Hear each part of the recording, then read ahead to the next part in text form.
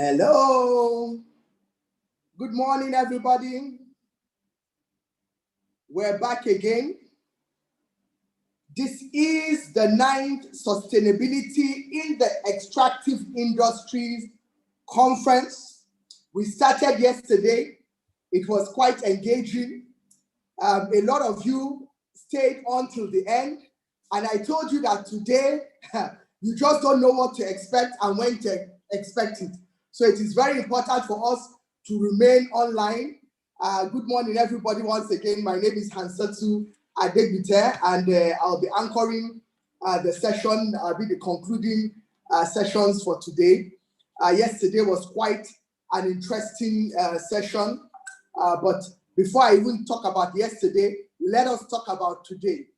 Today, the energy must be pumped up. I have been harassing you throughout yesterday to ensure that you are keeping this engagement on social media too.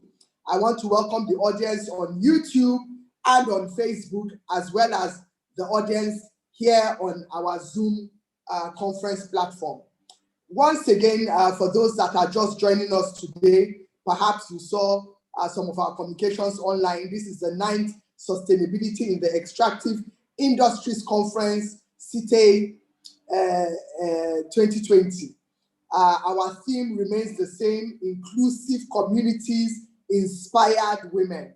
The conversations must continue online. I've always told them on the chat box, they will put in all the social media handles for Instagram and Twitter. Make sure you are taking pictures, you are posting something, you are tweeting something using the hashtag SITEI 2020. That is hashtag SITEI 2020, and follow us on Instagram and Twitter. All the necessary information will be put on the chat box for all our information. Once again, we do have a trivia. We talked about it yesterday. It was all over social media. And I have said yesterday, and I will say today, you cannot afford to just say, oh, I'm just going for a drink of water, I'm coming back. You may just miss that announcement when you step out. And if you miss it, you miss out. So please stay tuned. You are going to the kitchen, carry your device, and just make your device your closest companion today. I use this opportunity once again to appreciate the founders, the board of CSR-in-Action. I also appreciate the conference planning committee for all the hard work thus far, all our speakers and moderators for yesterday, and those that are coming on today. We appreciate each and every one of you ahead of time. It's very important for me to also state that there is nothing that happens without support and partners. Ford Foundation has been a support, and so many other partners that you can see on my background. All their logos are there, and we will continue to appreciate them throughout this conference. So yesterday we kicked off, and we did have quite a lot of insight from various panelists and speakers based on their area of specialization. And I just want to quickly give us a recap, especially for the benefit of those that were not there, and for those that were there, because there was so much information. It's important for us to know that once we are discussing some of these highlights, you can take note of areas that are of relevance to you and areas that you can help in any collaborative way to continue to push for, and also find means of engagement with regards. So the conference was apt and is apt because it's still ongoing, and at a critical time when exclusion of women is common in the extractive industries, and it beckons on stakeholders as advocates to solve these issues. It's also important to note that the critical role of transparency, accountability, and inclusive participation as key to fostering growth and development in the sector. In terms of participation, there is a need to ensure that each community is adequately carried along and that people's legitimate concerns are addressed.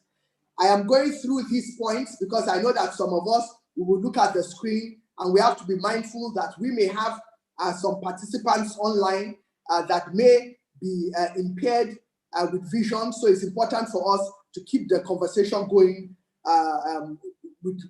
by reading with my voice. Another thing is I know that some people are also multitasking, so listening to my voice will also help you as against having to read these things yourself.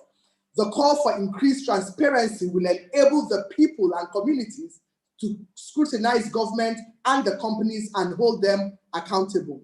One key benefit of having processes put in place and effectively and transparently communicating with other stakeholders is that it mitigates mismatched expectations. There is a need for communities to scrutinize information out there and be willing to participate more than just sitting and waiting for resource benefits. So we all have to get involved on a communal basis too. The Vice President's office has had extensive and inclusive engagement with key stakeholders from the oil producing region in 2016, which led to the following outcomes: the establishment of 8 modular refineries, infrastructural development initiatives around oil producing regions, access to funding aimed at enhancing community participation and benefits from extractive operations through enabling access to funds for the completion of 2 modular refineries. And finally, implementation of the UNEP report, including efforts to address issues around, hold on, bear with me, please. Air and land pollution, such as the Ogoni cleanup and gas commercialization project, amongst others. Standardization. While companies have established GMOUs, that is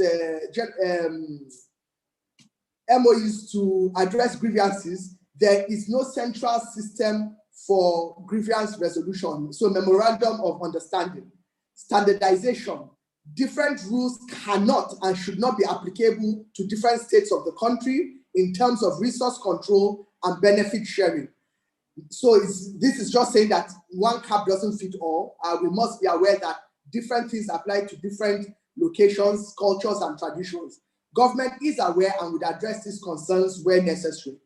The Niger Delta used to be the seat of the palm oil trade to the entire world for centuries. We should not allow that to just go, and that we need to look more closely at diversifying the economy. The wealth generated from oil trade should be infused in building structures and putting things in place for the benefit of all. Business needs looking after. There is a need to have the right policies in place to mitigate challenges that may occur to businesses. The most challenging activities or operations in the world can be done in Nigeria, and Ladol's Edrina project is a good example. Dr. Amy Simisori, she called for increased local content participation to enable community people benefit from activities happening around them. Communities must be active participants, not spectators, if I may say, I will add. The idea of beneficiaries is obsolete, adding that it has changed to people who have voice and power rather than beneficiaries.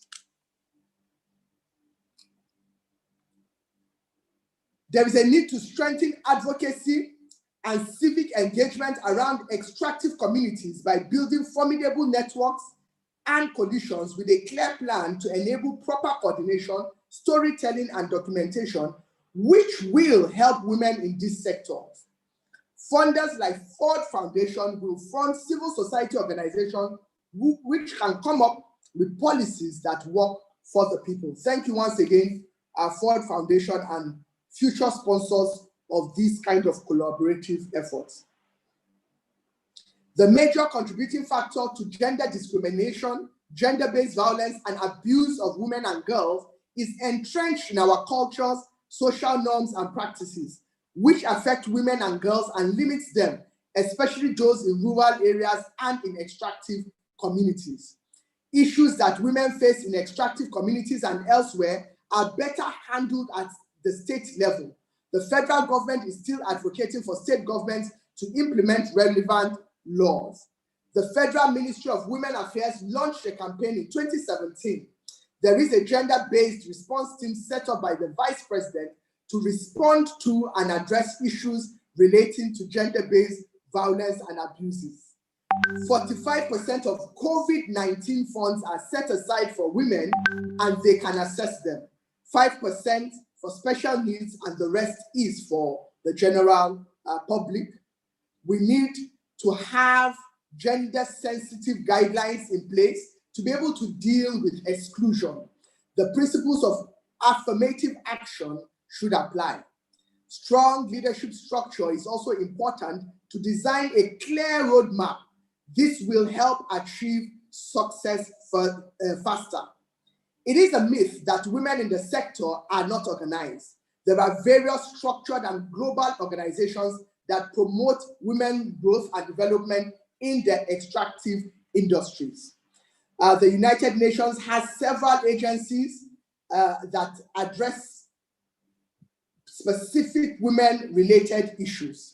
Support can range from funding to technical expertise, administration, and so on.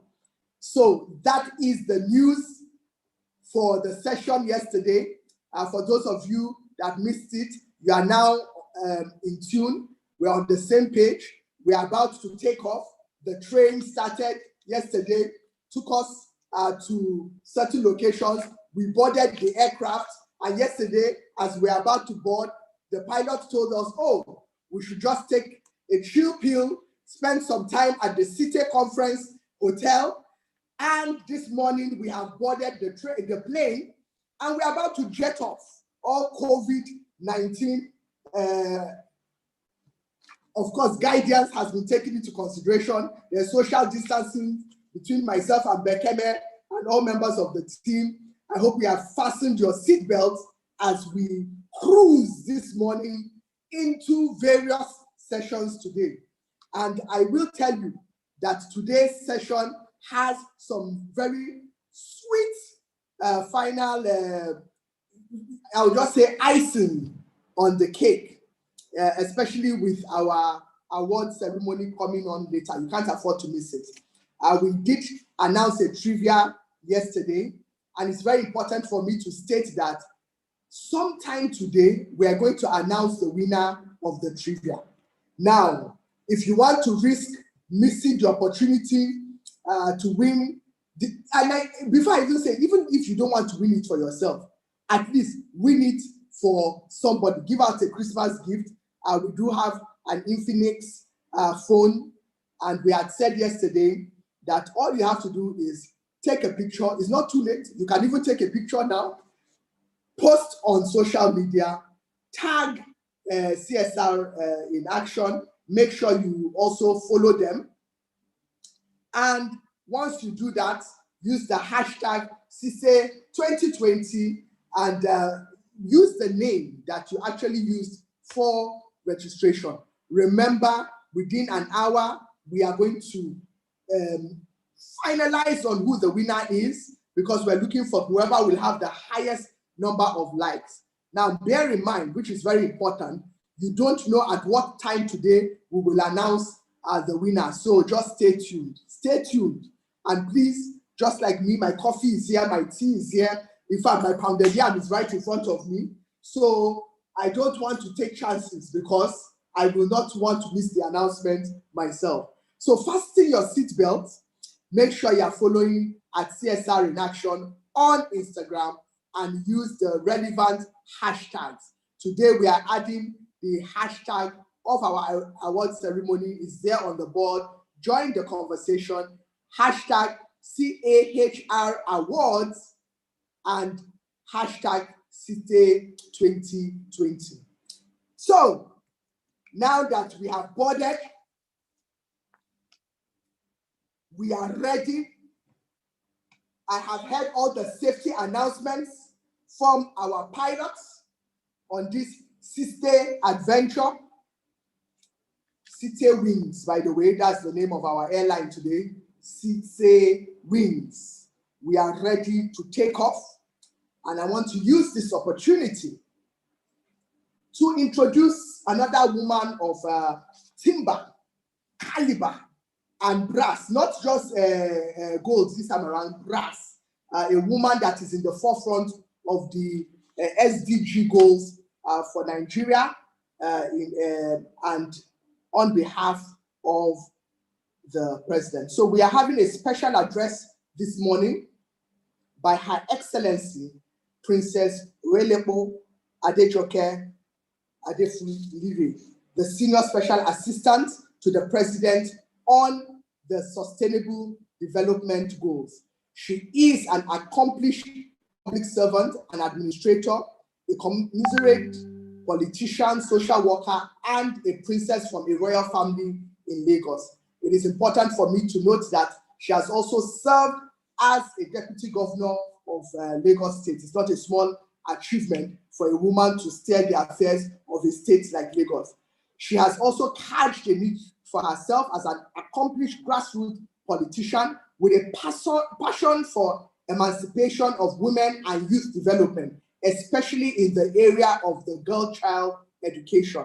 Her passion and commitment to the socio-economic development of the country saw her serving in different leadership positions over the years. Ladies and the many gentlemen on this flight today, the SITEI wings, join me with a round of applause. I will clap for you on behalf of every other person to welcome Princess Adejoke to give her special address. Good morning, distinguished ladies and gentlemen.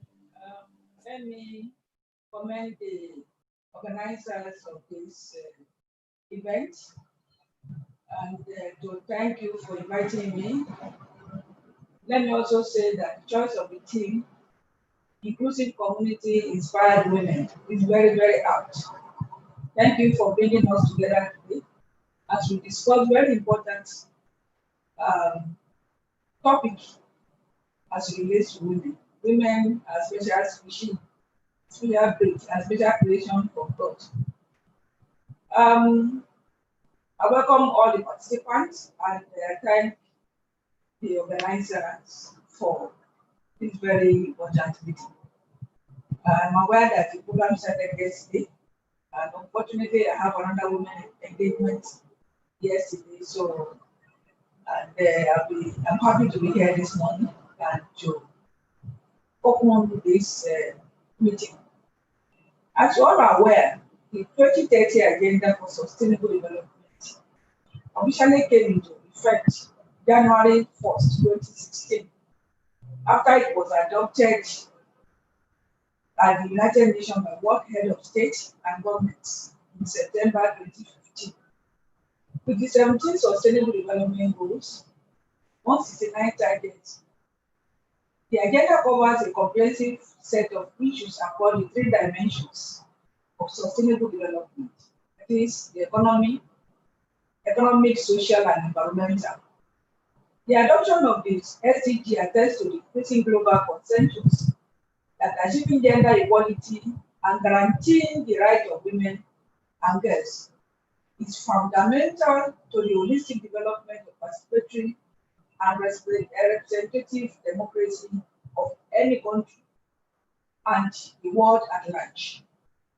The SDG articulation of the specific goal to achieve gender equality and empower all women and girls builds upon the Millennium Development Goals and comprehensive framework, such as Convention on the Elimination of All Forms of Discrimination Against Women, CEDAW 1979, and the Declaration and Platform for Action 1985. Even though it is a standing alone goal in its own right, gender equality cuts across all the 17 Sustainable Development Goals, and it is seen as a policy intervention that activates positive multiplier effects across the spectrum of development. Besides, achieving gender equality and realizing the human rights, dignity, and capacities of women and girls is a very central requirement of just and sustainable world. In the wisdom of the framers of the SDG agenda, women women and girls everywhere must have equal rights, equal opportunity, and be able to live free of violence and discrimination. This means implementing and reinforcing legal and institutional arrangements on gender equality must be prioritized, while accountability mechanisms for fulfilling the existing commitments need to be strengthened. This cannot be achieved unless there is a political will on the part of our leaders and government and strong multi-stakeholder collaboration involving not only the national and local government but also the civil society and private sector. An example is what we are doing today. As extractive industry potentially transform life, help drive economy and growth, create jobs and reduce poverty. Involvement of women in all the sectors is crucial to their empowerment. This is because they can be provided with opportunity for a better life, including increasing employment opportunities, access to revenue, and expanded investment in local communities. Ensuring that men and women are equitable access to the benefit of extractive industry and that neither are disproportionately placed at risk require commitment to understanding and acting on gender dimension of the sector.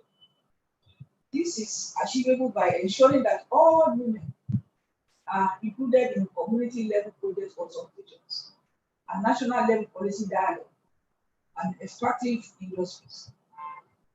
Importantly, too, gender sensitive consultation is essential to ensure that analysis, training, and policies in the extractive industry not only meet the need of women but enhance their well-being. While recognizing the necessity for gender inclusion in all spheres of the economy in Nigeria, and as a practical step to redressing the narratives of bias against women, as well as harnessing the potential of citizens irrespective of their gender, the present government has recognized the urgency in investing in our women and youth to ensure that they are productive agents of the growing economy.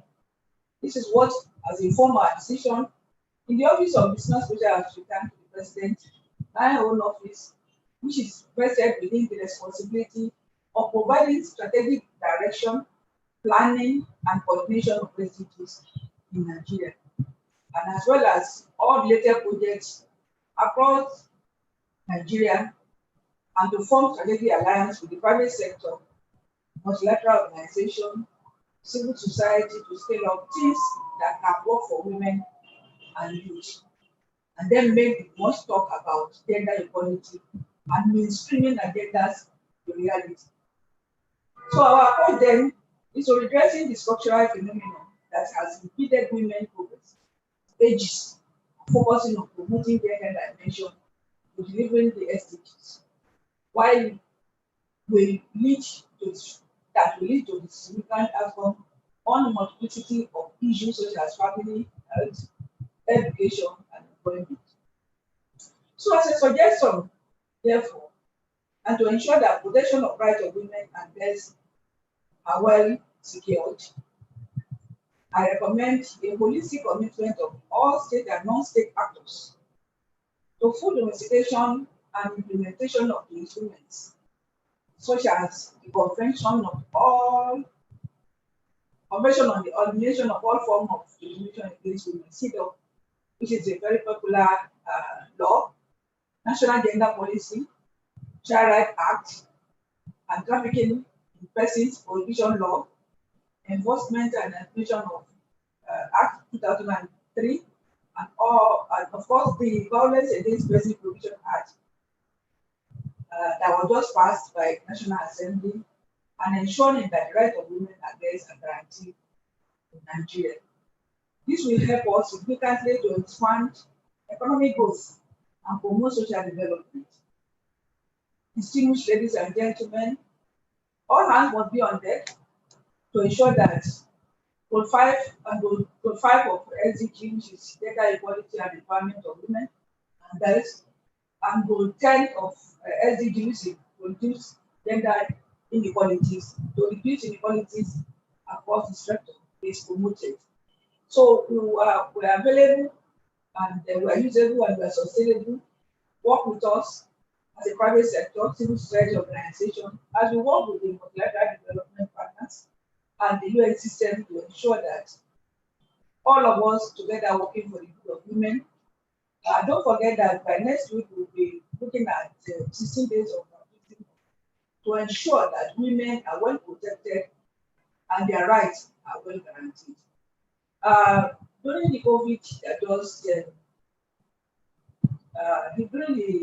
COVID-19 pandemic, we experienced high rate of domestic violence in our homes among our children and women, and it has caused a lot of death among our women. And I'm sure that we have strategized and part of what we want to do yesterday. Also, see how the Ministry of Federal Ministry of Women Affairs and the Ministry of Women Affairs at the state level come together to address this issue quickly. And of course, I am happy to see our brother, the brand new NBA president on this platform. We signed about 2 years ago a memorandum of understanding with the Nigeria Bar Association to work with them to ensure that we have understanding of how we can help the poor and vulnerable population in Nigeria through the pro bono services of the board. And of course, we want to engage him more now so that we can take off as quickly as possible. This will also guarantee the right of women and then give them voice. That no matter your status, either poor or vulnerable, you have a voice and it should be heard. So all of this put together with purpose and strengthening the capacity of women. And of course, as we continue to ensure that women are well empowered, well positioned to take the leadership position in the society, for them to be able to support their children, educate their children, support their children, and support their family. So these are the things we think we need to do going forward and to continue to do as we begin to encourage our young girls to leadership position and to take their rightful position in the society. There's nothing men can do that women cannot do. Nothing. It's only what women cannot do that can never be done by anybody. Let's continue to promote women against their child and ensure that their education is guaranteed. Prepare them for the future. I thank you for inviting me. God bless you and God bless Nigeria. Thank you. Thank you very much, Ma. Thank you so much. We appreciate you. Thank you for the work that you are doing. You have heard it all. We should encourage her. Thank you for those of you that are helping me upload on the chat group. You know, this virtual matter, I need to feel your energy the same way you are feeling my energy. Thank you very much for those that special address and from Her Excellency Princess Adejoke. Thank you so much, ma'am. We know how busy you are, but we appreciate you for taking out time to just be with us this morning. We're going to quickly move on to the Goodwill Message by Dr. Oluwatoyin Akinlade. He is the Permanent Secretary of Ministry of Mines and Steel Development, but he will be represented by the Director of Artisanal and Small-Scale Mining, Mr. Patrick Ojeka. Mr. Patrick Ojeka, you are welcome this morning.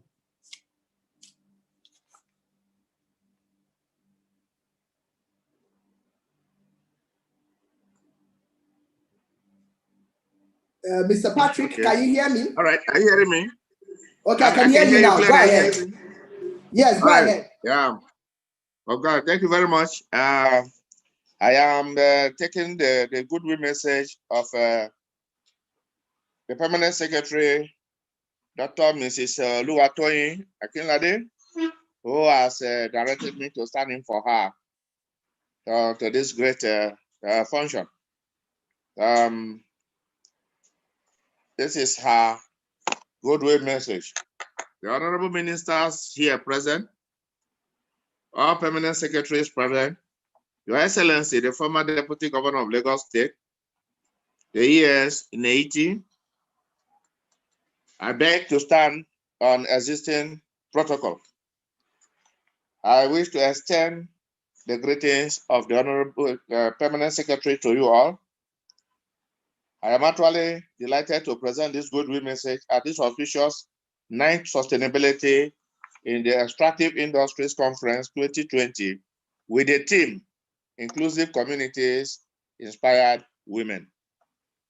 I would like to state strongly that the encouragement of women to take up leadership roles at all levels should be included in high-level conversations and placed on decision-making tables, especially where women are not yet adequately represented in the decision-making positions. As women have been recently clamoring, their roles should also be plainly stated in leadership. By so doing, it will become easy for the system to take into consideration their uniqueness, their interests, their concerns, and their specific challenges while planning is being done from the cradle. There is no reason why the voices of women should not be clearly heard and why they should not always be a part of the leadership, decision-making, and the drivers of the nation.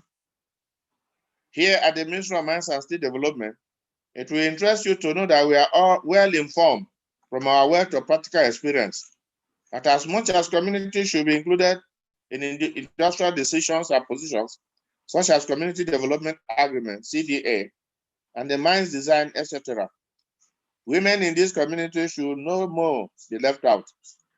Hence, with consistent intervention, artisanal mining operators have been facilitated into forming over 1,400 registered artisanal mining cooperatives, women inclusive, in readiness to access small-scale mining licenses.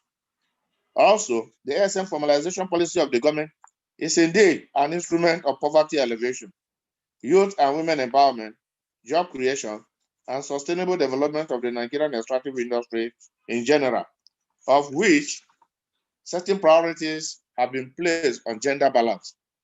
Currently, the Ministry of Mines and Steel Development has issued registration certificates to over 400 mineral buying centers operators, some of which are fully owned by women. In the steel and metal subsector, it will interest you to know that inspired women in the southern part of the country are gainfully engaged in the smelting of aluminum and other metals to produce some products that have made it to the market locally. Some of these products include spanners, key holders, kitchenwares, etc.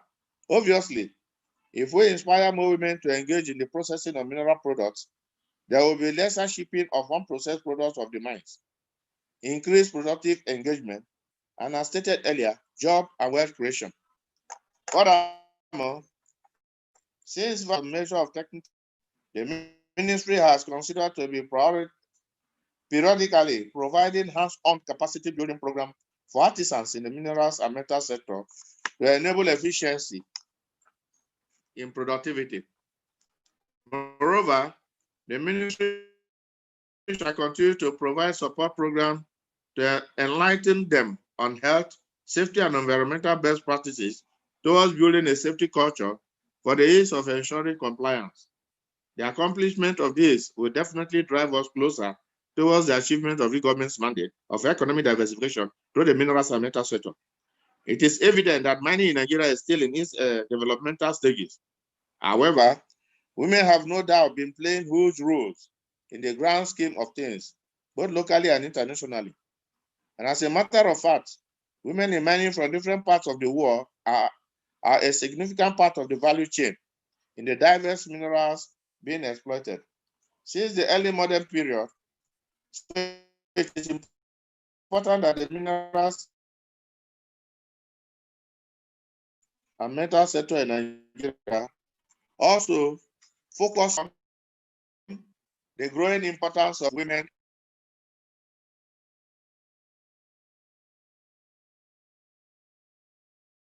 in contemporary small-scale, compared with around 10% in large-scale mining.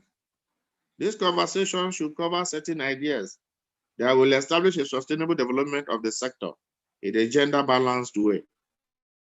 The goal of this conference, which revolves around developing local manpower, local institutions, and local partnership, to point us towards the formation of strong internal capabilities for economic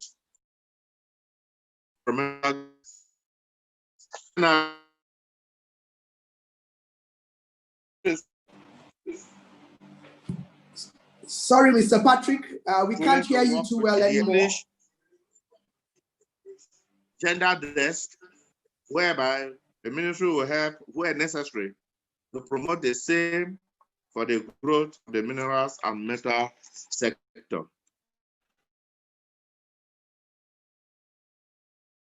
For listening.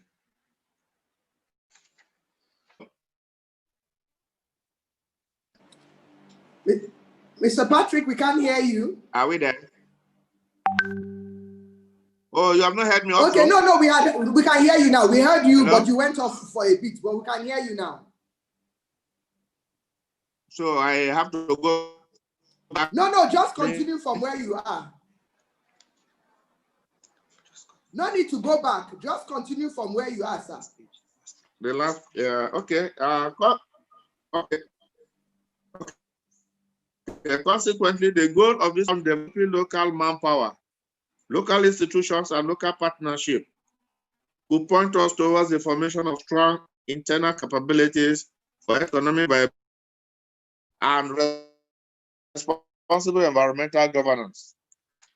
Finally, I would like to say that the ministry is willing to work with you all in view of the fact that we have an established gender desk that is housed in the artisanal small-scale mining department, and when presented ideas towards women development in the sector that may help where necessary to promote the same for the growth of the minerals and metal sector. Thank you all for listening. Thank you so much, Mr. Patrick. Hello? I'm giving you the virtual round and the physical round of applause, and those that are on the chat group will do that virtually. Please extend our appreciation to the Permanent Secretary of the Ministry of Mines and Steel and Development for just gracing our occasion today. Yeah. And we are very delighted to hear that you do have your gender desk, and I'm very sure there will be a lot of engagement in that regard. Thank you so much, Mr. Patrick Ojeka, for that goodwill message on behalf of the Permanent Secretary. We will take the final goodwill message this morning. The signal is failing us. Sir, Yeah. You were saying, sir? Okay, thank you, sir. We'll be taking the second goodwill message from another of our partners for the conference from Dr. Audrey Obonaya Audrey, the Director of Communications, Nigerian Extractive Industries Transparency Initiative, NETI. Dr. Audrey, good morning. You are welcome to our 9th Sustainability in Extractive Industries Conference 2020. Thank you very much. Your Excellency, the former Deputy Governor of Lagos State, and the Senior Special Assistant to the President on SDGs, the Permanent Secretary, Federal Ministry of Mines and Steel Development, one of our key partners, other industry experts here present, media and the civil society, multi-stakeholders attending this conference, fellow participants, ladies and gentlemen. I bring you warm greetings from the management and staff, the Executive Secretary, Management and Staff of the Nigeria Extractive Industries Transparency Initiative. The Executive Secretary, Mr. Waziri Adio, sends his best regards and support for this conference and has asked that I stand in to speak on his behalf. On that note, I wish to welcome you and sincerely congratulate our key partners, SITEI, for sustaining the annual conference in spite of the COVID pandemic. The 9th conference is quite timely because it's coming at a time that the extractive industry is indeed mostly under stress and the reforms being already frustrated by the circumstances of COVID. But this conference has energized hope and given a lot of optimism that we will not give up. Because for many oil and gas mineral-rich countries, development remains elusive. The rich gets richer, the poor gets poorer, economies stagnate, corruption flourishes, and conflict deepens. The extractive industries generate tremendous wealth for more than 54 countries that we know that are members of the Global Extractive Industries Transparency Initiative, including Nigeria. Nigeria signed on to this initiative in 2004, began implementation in 2003, and began implementation in 2004, and became the first country globally to support implementation with a specific law in 2007, the 90 Act of 2007. And the whole essence of this is to draw national and international attention to the consequences of resource costs, a situation where revenues from oil, gas, and mining have not sufficiently, adequately supported our national development in terms of provision of water, electricity, access to quality education, health, access to good infrastructure, roads, railways, and so on. And above all, protection of lives and property that are very important for businesses to flourish and for investments to flow. And under this circumstance, the theme of this conference becomes quite timely and very adequate. Because under this circumstance, women and children are the most vulnerable. Over the past 15 years, we've been implementing the EITI. Focus has been expanding and implementation has also been expanding. When we began this initiative, the focus was for governments to declare publicly what revenues they receive from oil, gas, and mining, and for companies to declare publicly what they paid. And then we will reconcile the difference. And again, ask the question, if governments received what they ought to receive from companies, and if companies paid what they ought to pay. And that was the beginning, and that was the focus at the initial stage. But as time went on, we began to also find out that there is also not just focus on oil and gas, there is solid minerals and mining. And there are a lot of interplay of stakeholders that are involved in this process. So extension and implementation of EITI began to expand beyond leaps and bounds and began to push beyond boundaries. At the moment, the focus is more also on what we have also used the money to do. The focus has also gone on disclosure about beneficial ownership, disclosure about contract transparency, disclosure of processes that underpin the transactions in the oil, gas, and mining. And the gamut of this information is designed to equip both the poor and the rich with adequate information to be able to hold the key players in the industry accountable. And that's why the CSR-in-Action has been one of our very great partners.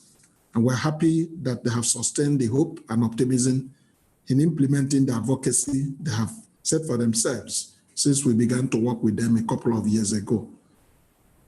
On the specific issue of the agenda, it's also very important to highlight that the EITI has also sufficiently channeled its energy right now on expanding its scope to cover issues like gender inclusion, environment, agriculture, and forestry. And on that note, community inclusion is now central to the realization of EITI objectives. The EITI in 2019, at a conference in Paris, revised its standards and included environment and gender issues specifically as a requirement in its requirement 6.5. That requirement specifies that we need to know, close in our reports, the number and quality of women and children that are either involved directly or indirectly in mining, and how this also impacts on their livelihoods. We are yet to implement this to the extent that the desired impact will be felt. But that's just to say the extent to which the EITI is expanded. Our job is not done until the culmination of these efforts lead to a situation where revenues from oil, gas, and mining in our country is able to support national development, provide water, electricity, provide jobs, enhance women participation and equity in distribution of wealth, to the extent that the gap between the poor and the rich are narrowed.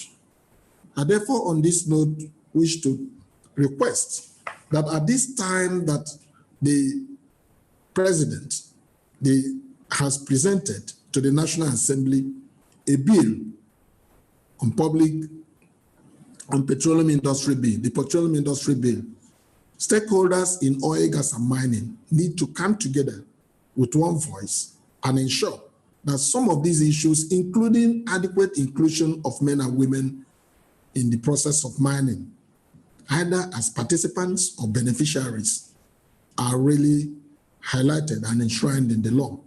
Now is the time for host communities, stakeholders in the oil, gas, and mining, companies, civil society, the media, non-governmental organizations are expected to lend their very strong voice to ensure that the law that will come out from the National Assembly is a law that addresses many of these concerns.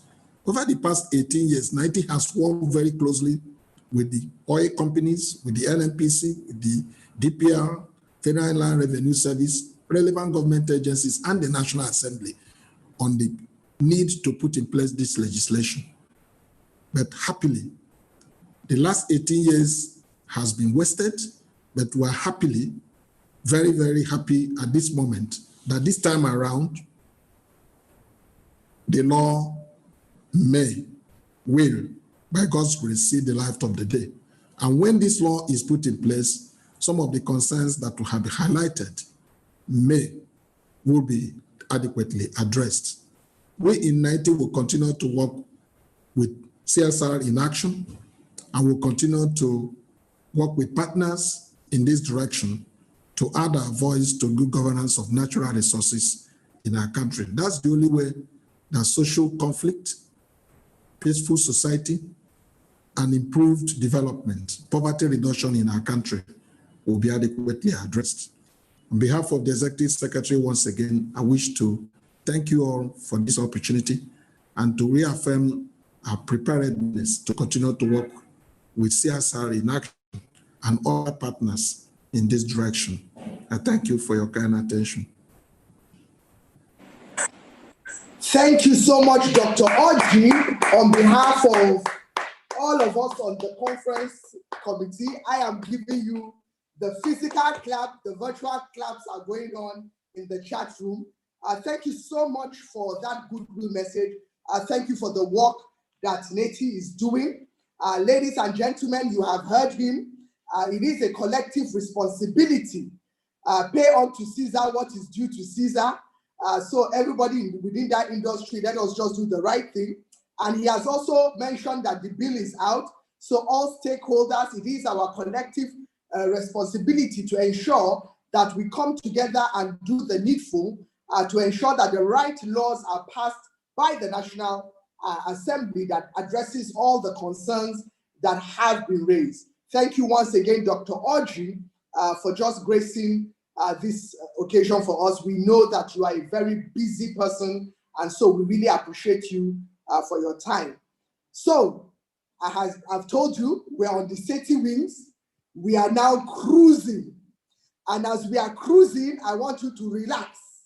Normally, as the flight attendants are getting ready to make your journey comfortable, they'll tell you that, ladies and gentlemen, please just go relax and watch the screen for some information videos that are coming up. So I'd like to mention on behalf of the team that it is now time to relax and just tune your eyes to our screen to watch two videos, the Cecilia Imoren CES video and the WRI video, while we prepare for the next and our final panel for this conference. So the videos will play now. According to Goldman Sachs, 73% of project delays the world over were due to above-ground or non-technical risks, including community resistance. Business has both positive and negative impacts, and business is extremely important to society because it provides goods, services, and jobs. Beyond this, however, they're expected to provide other benefits to society and influence how it operates. In the extractive industries, business impacts on society have been more negative than positive. This is especially true for the local communities where they operate and where their impacts are mostly felt. While these companies have contributed towards improved social development through providing jobs, paying taxes, building an industrial base, enhancing efficiency, earning foreign exchange, and transferring technology, they've also been linked publicly to deepening disparities in wealth, poor labor conditions, pollution incidents, health and safety failings, forced displacement, and other human and civil rights abuses, leading to calls from all over the world for companies to become more accountable. The distrust and agitation by communities have resulted in standoffs, kidnappings, thefts, reduction in productivity caused by property damage, and irrecoverable losses from complete halting of operations in some instances. The tool for delivering these social and economic benefits is the Community Engagement Standards, CES, developed by CSR-in-Action after visitation to the 9 oil-producing states of Nigeria. The essence of the CES is to minimize negative impacts and maximize positive impacts among key stakeholders in the oil and gas and mining sector through iterative and inclusive engagement. During our engagements, we ask community members 3 key questions. 1. What is the nature of IOC, oil and gas operators, and community relationship? Majority of the participants describe the relationship between international oil companies, IOCs, and other oil and gas operators and communities as hostile. 2. Was there an agreement between the community and company prior to operations? Over 50% say no formal agreement prior. 3. Do you think there should be a standard to guide engagement? And from their overwhelming affirmation, we knew that the CES needed to be birthed. The CES is a tool of 44 well-researched indicators via which businesses, communities, and government can engage equitably, particularly through inclusive engagement by licensed owners of mines and oil-producing facilities with their host communities. The CES is divided into 3 distinct stages, including a preliminary general parameter stage. Phase 1, CES P1, establishing community relations mechanisms. Phase 2, CES P2, plan for the long term. Phase 3, CES P3, exit strategy. Phase 1, CES P1, establishing community relations mechanisms. CES P1 has 6 distinct disclosures. P1CO, communication and stakeholder engagement. P1EN, environment. P1SO, social. P1GO, governance. P1EC, economy. P1SE, security. CES P1 strongly recommends that communication must be flexible. IEC materials must be used according to literacy and language. Communication process must be known to the members of the community through their leaders and representatives and through direct engagement.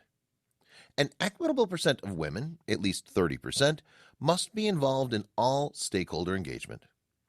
Subcategories address negotiation, communication mechanisms, environmental impact assessment, safety and environmental responsibility, stakeholder identification and analysis, social impact assessment, first assessment, community consultation and participatory development, free, prior, and informed consent, freedom to operate or social license to operate, joint company community government monitoring team, social responsibility policy, land acquisition, human rights, sustainable community development plan, community governance assessment, community leadership, Nigerian laws and laws of the land, inclusive governance, grievance mechanism, sustainable livelihood assessment, benefit sharing, contracting and employment, technology for open contracting data and monitoring, human and health security, community co-monitoring security. Phase 2, CES-P2, plan for the long term. By the time a company, JV, or other entity is entering Phase 2, they're more vested and more attuned to the peculiarities of their terrain. To navigate successfully, Phase 2 provides guidance under P2 define, P2 appraise, P2 evaluate, P2 evacuate, P2 update, P2 conduct, P2 develop, P2 renegotiate, P2 measure. Specific guidance under CES-P2 addresses the need to define goals and issues for Phase 2, appraise company community engagement team performance, evaluate Phase 1 activities, transition contractors and employees, update stakeholder identification and analysis, conduct human rights impact assessment, Phase 2, revise sustainable community development plan, renegotiate new community engagement agreement, measuring community engagement strategy. Phase 3, CES-P3, exit strategy. CES-P3 has only 2 but often overlooked criteria for exploratory firms to P3, decommission, P3, handover. Specifically, it recommends that decommissioning criteria is agreed at the beginning and made part of strategic plan. There is decommissioning to meet world-class standards, including remediation and proper disposal of construction infrastructure. The decommissioning plan must be executed to the letter. The parties sign to show all criteria have been met. There is responsible introduction to any new off-takers, if any. A ceremonial handover meeting done. There is clear communication on impacts through project lifecycle. Key benefits of the CES. 1. Drastic reduction in confrontations, insecurity such as pipeline vandalism, oil theft, and conflict. 2. Foster peace and security within the sector. 3.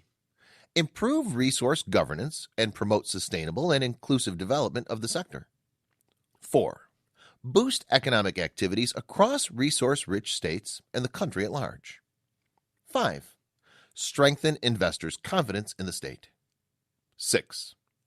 Remarkably improve the living standards of the people through effective community and meaningful engagement, thus reducing the burden on the state and local government.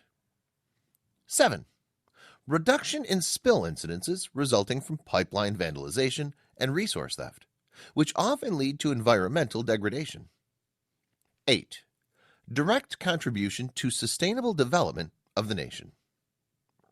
Through the CES, businesses will be equipped to manage and negate issues centered around resource governance, transparency and accountability, environmental protection, equitable community development, women inclusion, and women and youth empowerment for the benefit of all stakeholders in the sector.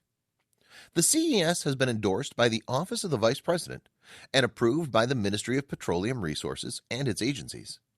The Department of Petroleum Resources, DPR, Nigerian Content Development and Monitoring Board, NCDMB, Nigeria Extractive Industries Transparency Initiative, NETI, and the Federal Ministry of Petroleum Resources. The process is ongoing to legalize this tool in Nigeria and to certify it for use in other developing nations. How can the CES be used? Adopt the CES. Government MDAs in petroleum, mines and environment, and businesses in oil and gas and mining may adopt the CES for improved relations. This would mean signing the adoption form for businesses signifying adherence to the standards, participating in SITEI to further the objectives for community and state benefit.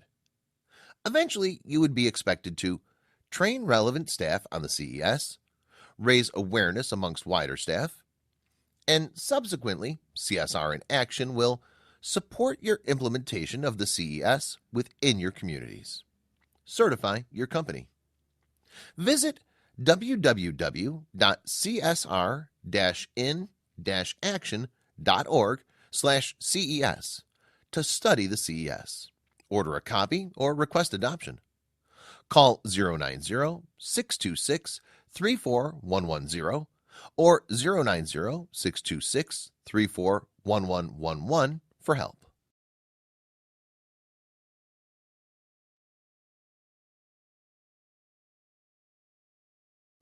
Thank you so much for that educative piece of information for so many of us. I mean, life is just a continuous learning process, and there is a lot to do. As I've seen on the chat, somebody has said, great work, CSR in action. So it's not just about attending the conference, it is also about being educated as we are here. I had said yesterday that every conference is an opportunity to meet new people and to network.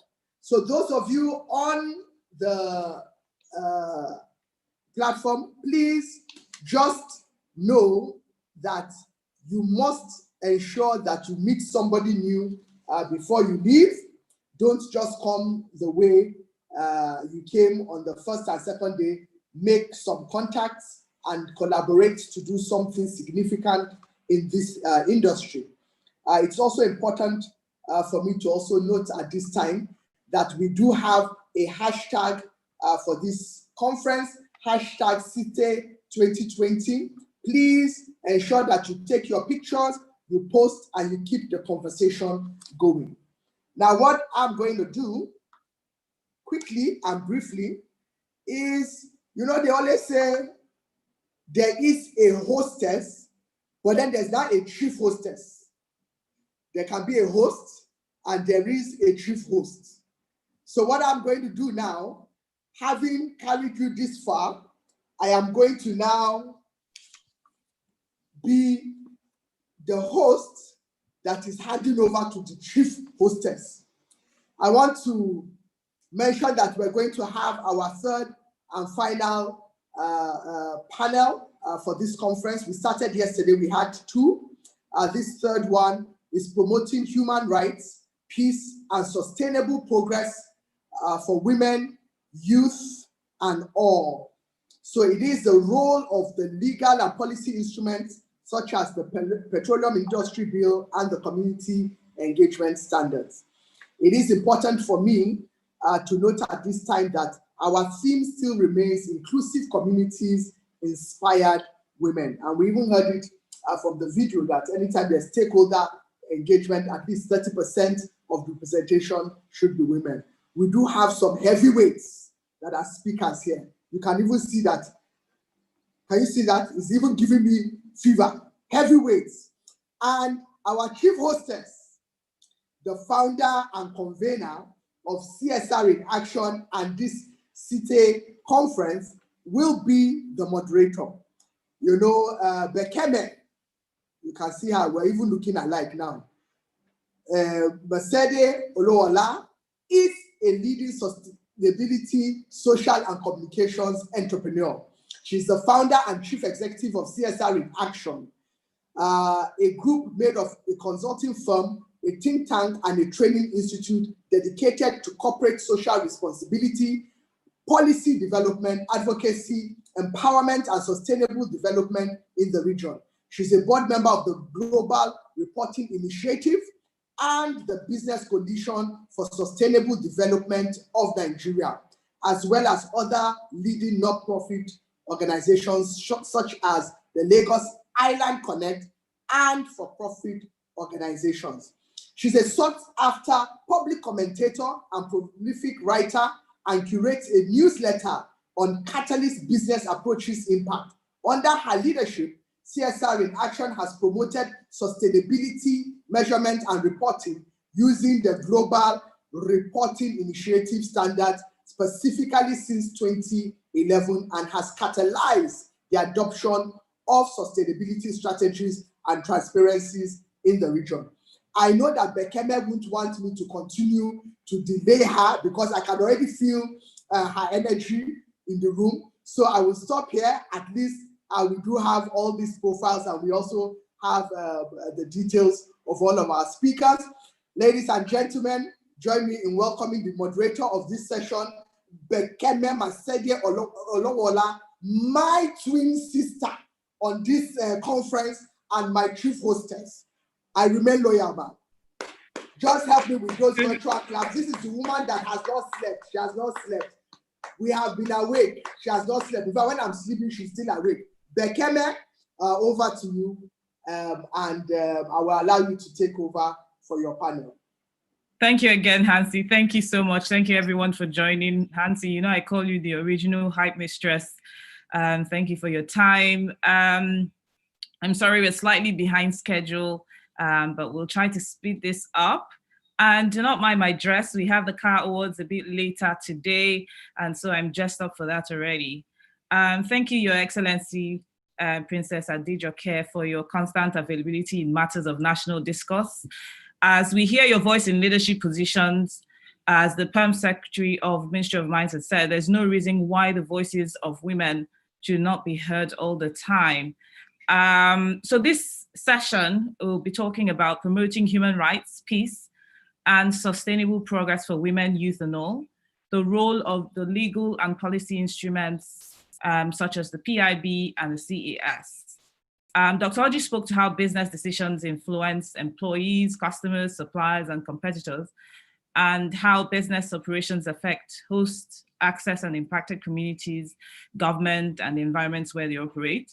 And this is especially so, as we mostly know, within the extractive industry. So companies are working very hard to facilitate social development through the provision of jobs and everything, but they sadly have been linked publicly as well to a number of human and civil rights abuses, such as deepening disparities in wealth, poor labor conditions, pollution incidents, etc. Although efforts have been made to address some of these challenges associated with human rights, they haven't been as successful, and there are many issues that have been left unattended because many companies lack a fundamental understanding of and the capacity to address some of these key human rights issues. So this session really will be highlighting some of the notable human rights issues in the extractive industries and workable solutions to address them in a manner that will promote peace, equity, and sustainable progress for all stakeholders. For instance, we'll be looking at tools like the PIB, which is an omnibus law meant to regulate the entire sphere of the industry, and is meant to repeal all current existing oil and gas legislation, which is broken down into administrative, fiscal, host community, and governance reforms. And the CES, which you just watched a video of, which is a tool developed to drive standardized engagement for businesses within extractive communities. I'll quickly introduce our panelists, and we'll go right in. Dami, are we good? So we have on the panel today the current president of the Nigerian Bar Association, Mr. Olumide Akpata, who is a legal luminary. We have Princess Orelope Adefulire. She's dropped off at the moment, probably internet connectivity. She was here bright and early. We'll see if we can get her back. We also have Mr. Bitrus Bako Nabasu, ably represented by Engineer Kamaru Busari. And we have Mr. Daya Olaide from the MacArthur Foundation. And finally, last but not least, we have Adedoyin Adele Fadipe, who is the Chief Executive of Central Electric. Thank you again for joining us, our panelists. And I'll jump right into the question for you, Olumide Akpata. Are you ready for me? Yes, I am. Hi, Dr. How are you? I'm very well, thank you. How's it going? I appreciate the fact that you had to come out of a legislative session to join us today. So we hope that you're able to give us your time to answer your questions as we would like. So you are a legal luminary. You're now the president of the NBA. Congratulations again for winning and, as I hear, becoming the first non-SAN NBA president. And you have extensive working relationships with big corporates within the extractive sector. You, as such, understand the challenges that are faced by business, government, and community alike within the industries. What then do you think must be in the party to get a conclusive or conducive document for women inclusion and protection within host communities? What do you think is the most effective approach for implementation if and when passed? Well, thank you, Becca. Well, you know, I will approach this from the perspective of the Nigeria Bar Association, which I currently lead. Yes. So let's. I will walk away from the fact that I am also a practitioner in this industry, a legal practitioner, and I've been one in the oil and gas industry for close to 25 years. Mm-hmm. But from the point of view of the Nigeria Bar Association, I'm really glad about the fact that it looks like if we are getting close to the passing of the PIB. And speaking as one who has been involved in that process for near on from the beginning, it is fingers crossed, hearts in our mouths, hoping that it will happen eventually, and that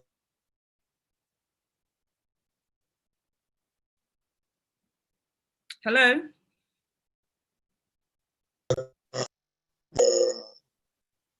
The host community segment of the bill, that is important. And I'm happy with the provisions that are in there because, as you know, the rights of Nigerians, the rights of the communities, of the people who make up the communities in the areas where the extractive industry operates have been serially infringed by the operators. There's no doubt about that. And so it's important that we legislate on this issue because just hoping that these operators will be socially responsible enough to do the right thing definitely has shown, experience has shown that that doesn't work or will not work. So I'm happy that legislation is coming to the fore. That is not to say that we have not had some legislation before. Our environmental laws are in place that ought to ordinarily take care of the activities of these operators. But the infringement of human rights go beyond just environmental degradation, which is critical and important because the degrading of the environment affects the right of the individual to life, affects the right of the individual to livelihood, degradation of our waters, degradation of flora and fauna, which makes it impossible and difficult for our people to exist. And it ought not to be mutually exclusive. The fact that we need to conduct business in the extractive industry should not represent or should not mean that the individuals or the human beings who live in these areas can no longer live life as normal. So there must be a way of ensuring that we walk the median, walk the middle road, and ensure that extractive industry operations continue, but the human beings that live in those areas can live life as normal. So those provisions, key provisions, whereby host communities are now taken as essentially stakeholders in the affairs of the extractive industry are fine. And like I said, fingers crossed, I'm hoping they'll be passed. But enforcement for me, from the point of view of the NBA, is actually the bane. I don't know that we are ready to enforce these provisions because, like I said, environmental laws already exist in Nigeria. And in Nigeria, going from Ogoni to Nembe, from Nembe to Kwale in Delta State, to my own hometown of Benin City, the issue really is, from the point of view, the major issue is the environment and the degrading of the environment in such a way that it's difficult for human beings to live normal lives and also to conduct business in agriculture and elsewhere. So from the NBA, the Nigeria Bar Association, we intend to play our role as the watchdog. Most people see the NBA as just being here to enforce human rights as against, with regard to government and what government does and does not do. But we are very, very keen to enforce or to protect the human rights of our citizens, the rights of our citizens with regard to operations in the extractive industry. And I must commend you and CSR-in-Action for what you have done, have been doing in all of these years, including the fact that you've been holding this sustainability conference.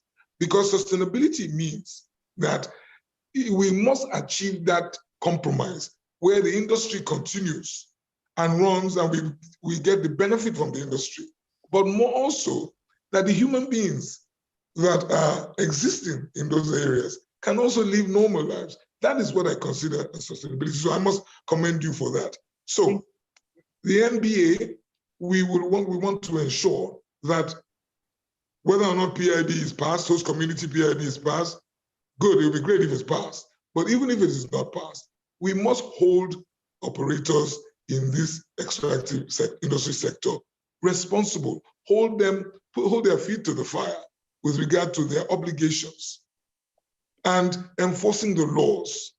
So we have at the NBA what we call the Human Rights Institute, and we also have our section on public interest and development law.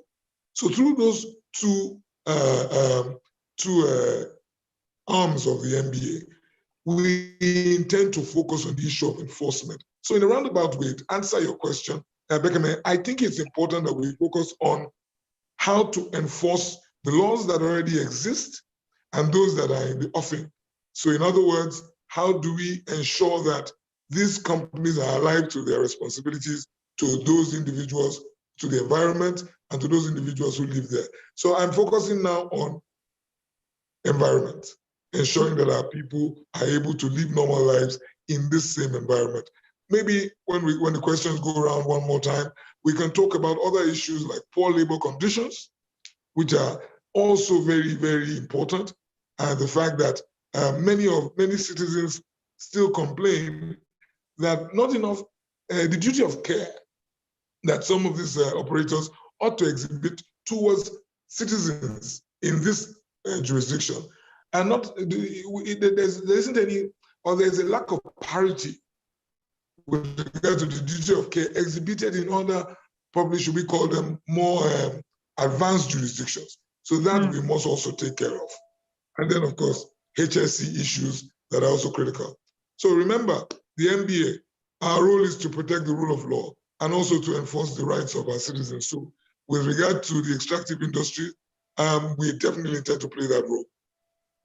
Thank you, Olu. So basically from what I hear you say, you think operators need to be responsible enough to drive implementation of the PIB, which you believe will be passed this time, but it doesn't seem like we're ready, seeing as we've had many laws for years, for decades, it doesn't seem like we're ready, but you think that businesses must be coerced, which means to me that government needs to sit right up and move beyond just handing licenses to, because this is something that I know businesses moan about as well.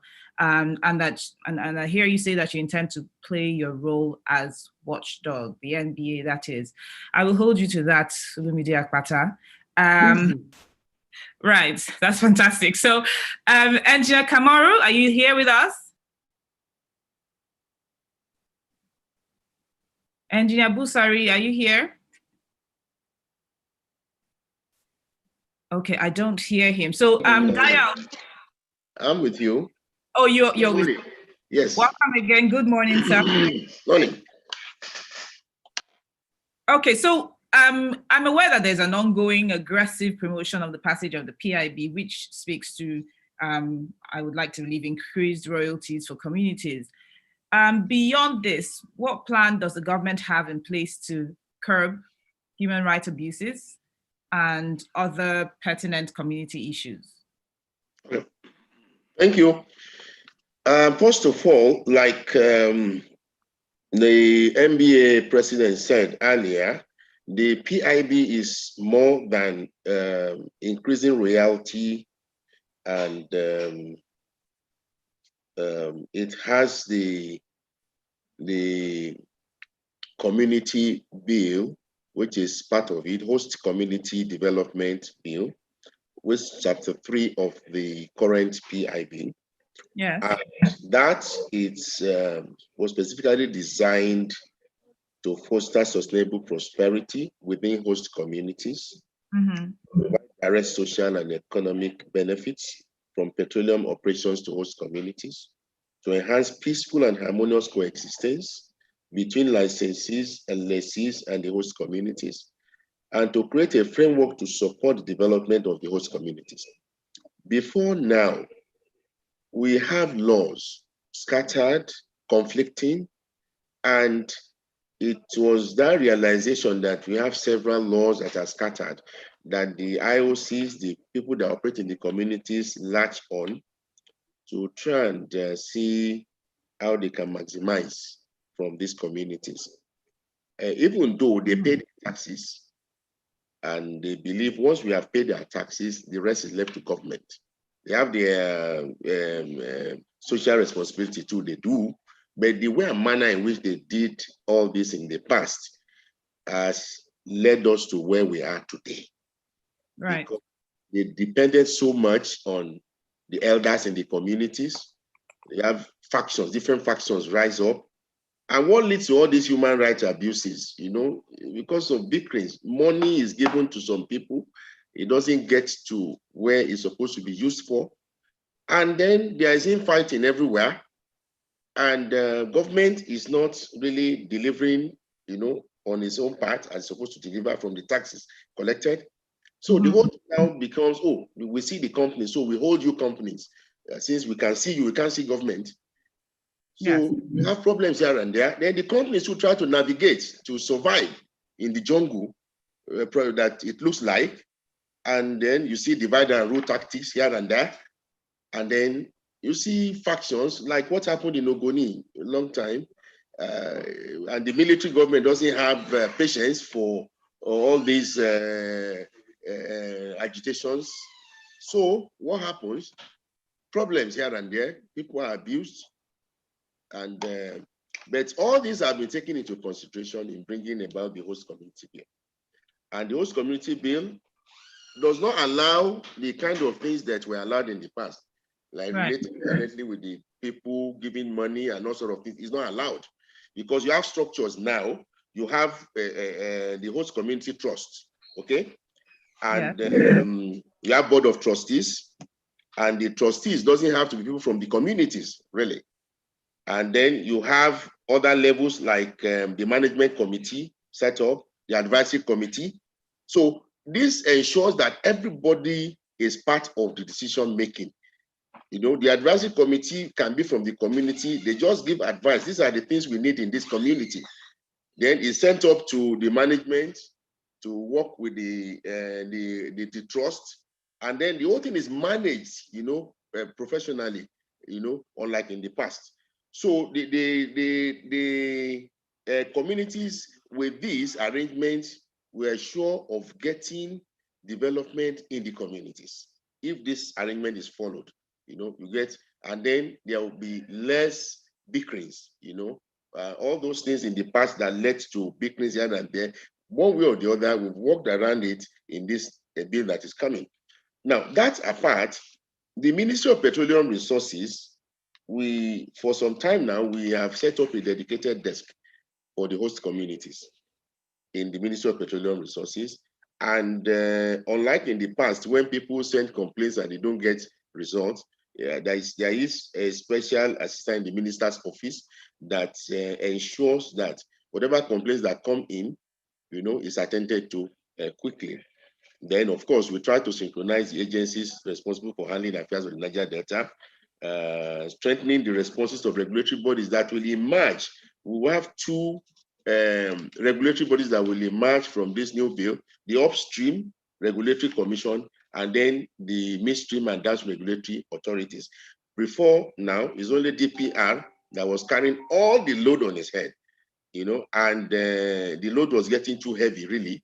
So now there will be very clear law, clear functions delineated. Everybody knows their responsibilities. So in the ministry, we do our traditional thing of ensuring we supervise, we monitor. We're a policy institution, so we supervise and ensure that when the law is actually passed this time around, that they are strictly monitored to ensure that the laws are implemented as passed. And this will reduce a lot of abuses, you know, in all these communities. Aside from this, the DPR, of course, you know, recently tried to pass the Petroleum Industry Environmental Regulation, because what they had before was air gas spin, which was just not sufficient. Now they are trying to put in some sanctions to environmental abuses, specifically in the oil and gas industries. So we are doing a lot to ensure that when this bill is eventually passed, hopefully this year, because there is synergy now between the National Assembly, the executive, and we hope that before the year runs out, no thanks to COVID, it should have been done before now. And then we'll try and see how we monitor and ensure that things in the host community development bill are implemented to the letter.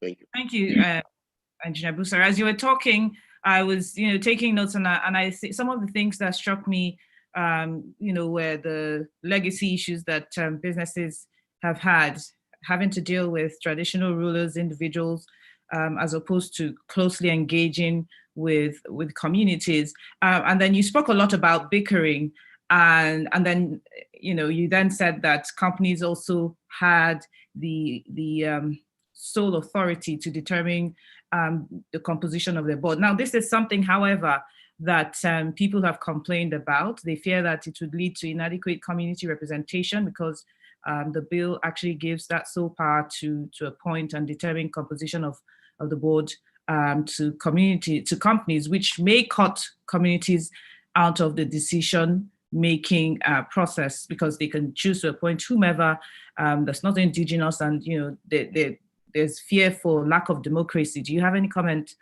on that? I said something about the host community trust. Mm-hmm. And it's not about the companies appointing the trust. Okay? It's not the companies that will appoint who should be in this trust. And then you have the board of trustees are there, and you have the management committee. The management committee practically will manage whatever projects that are going on. Okay? Then who determines what is to be done? What is to be done in every community? We are going to have advisory committee. The advisory committee is where the host community, people in the host community will be part of, because they know the women group, the youths, all the groups will form the advisory committee. And they are the ones to determine the kind of things that they want done, the kind of problems they have, the kind of issues they have. So they are the ones. So that's where they come in. So they are not going to be, they are not to handle cash like before, and leading to fights here and there. The trust is there, the management committee is there. Mm-hmm. And these are not just picking just any body. They have to be people of high integrity that will be part of all these trusts, but not necessarily from the trust, not necessarily from the communities, because in the past, that's where the problems used to come from. But the communities have to determine, the youths, the women, all the shades of organizations within each community will be part of the advisory committee, and they are to determine what the trust is to be spent on. Nobody else determines that. I hope that is clear. So they will not be out of, so they are fully in as the ones to give the advice on this is what we want. If it is akara, you people know how to fry your community, and what you want is just to have funds to fry the akara, say so on the advisory. And that is passed on to the management and to the trust, that this is what they want in this particular community. I understand that, Engineer Only Bruce. for them what they want. It's just you know, with matters like this, it's the seniority, for want of a better word, that is usually the challenge. But thank you for your thoughts. I was wondering if Olumide Akpata is still on. Okay, because I'm aware that he has to go back into his session, but failing, are you on? I'm on, and I need to run, but I'm on, and so I'm ready to take another question if you have one. Okay, so I was just going to ask you about, you know, or delve more into what we've been discussing, because we know that due to the complicated nature of extractive industries, and you spoke about it, governments, companies, and the contractors may subject community persons to these abuses that we talked about, including inequitable appropriation of land, forced relocation, unwanted sexual advances, and benefit sharing. You saw the CES video. We're going to show another, but for want of time, I had to skip that. While there has been overwhelming support for the CES, which is a non-prescriptive attempt at standardization to delimit conflicts and abuse that can be used in addition to GMO use or the PIBs of this world. There has been some pushback from entities which benefit from the non-standardized approach to community engagement, which we all agree has yet to yield good collective fruit. How do you think such a tool can be legalized or codified in an inclusive way to promote sustainable development for communities and by extension, the nation? Well, thank you, Becca. Like I said, I hope you'll pardon me if I have to drop off at some point after this, but I'm still around. I'll show up again once I make my presentation at the House of Representatives retreat. Now, first thing I must say quickly, Becca, is that I don't know if I'm wrong, but we must resist, or we must avoid the mistake of trying to keep at the same level issues that responsibility of operators in the sector regarding what they need to do, what they should be encouraged to do in their host communities, and the fact that there are legal responsibilities that they have, that they don't need to be encouraged to do, they must. So I hope we're not making that mistake of putting all of that in the same basket, because the human rights obligations of the operators in the extractive industry must be isolated, must be ring-fenced, and so that they understand and they clearly recognize that they are compelled under law to meet with these responsibilities. They're not doing anybody any favors by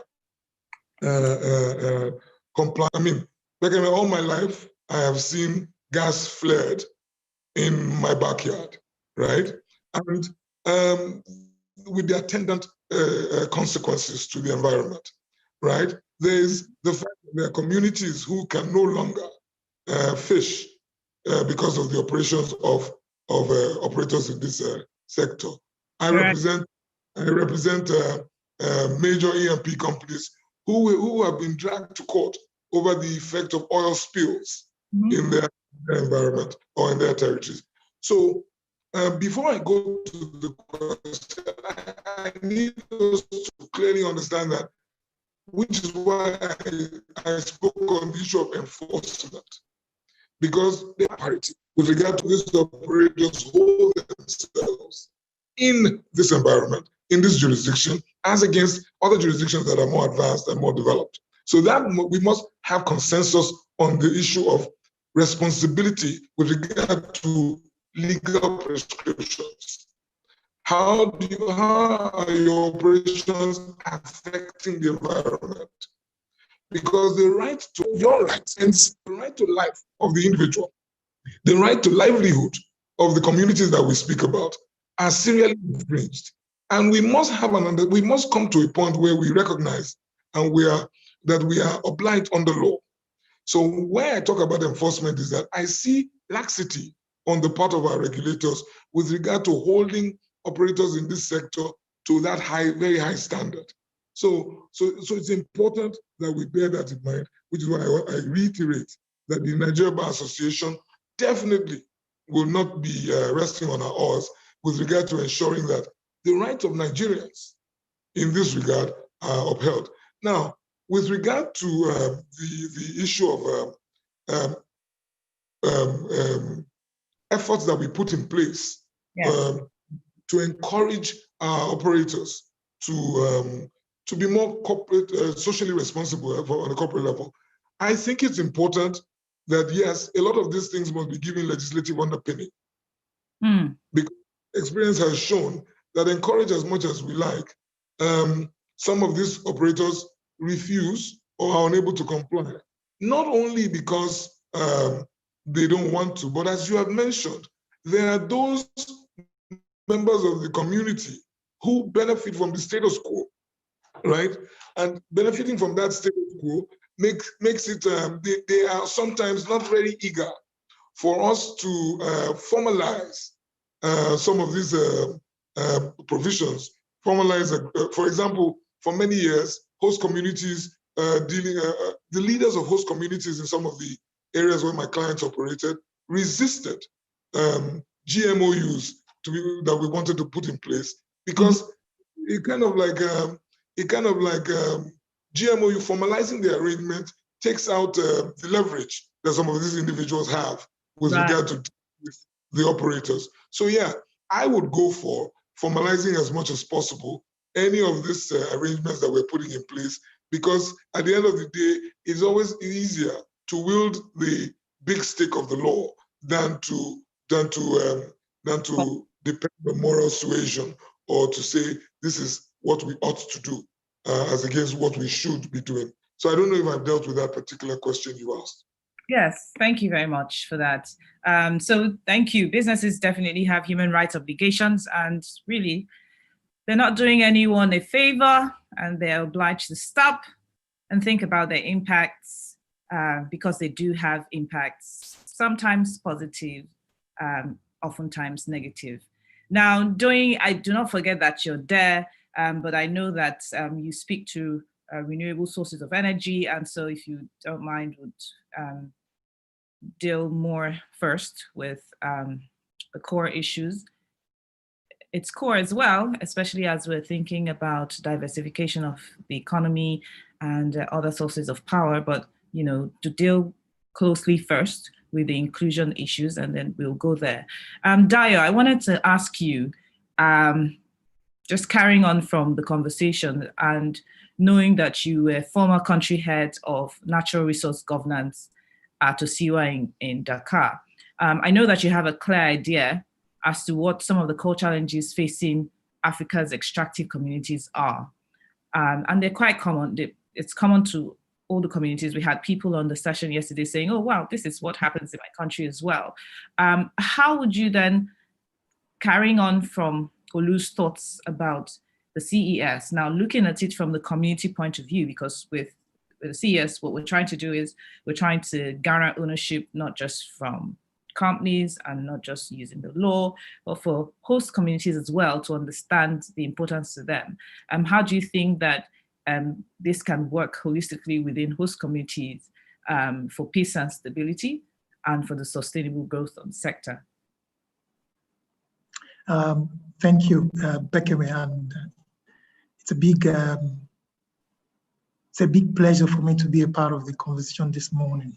I had, I lost my voice yesterday. I was at a different event, and I think I'm still struggling to find my voice back. But I will try as much as possible to project so everyone can hear me as well. So I think that there are, I'd like to say three major things. First is to confirm that a lot of the challenges that we find in the sector is a reflection of the bigger governance, leadership, and accountability challenges that we as a people and as a country suffer. And therefore, it's extremely difficult, if not impossible, to just imagine a sector that is perfect, that is transparent, and that is accountable and responsive and responsible. So we need to make that connection. Now, to reinforce the point that you made earlier from the panelists yesterday, it is very true that a lot of the challenges that we find in the extractive sectors are common. And for me, again, this is a manifestation of the nature of the extractive sector. And I will not, bore people or participants or, about the nature of the sector. But from my own experience of working in this sector, whether it's from the experience I had at Sabodala in the eastern Senegal, or the work that I did in Alit in Niger, around one of the biggest uranium mining sites there that is managed by Areva, a French company, or even what you find at our backyards here, is exactly the same. And those challenges are that communities like I think Engineer Kamaru Busari acknowledged, and as the NBA president also acknowledged, it is about degradation and destruction of the environment.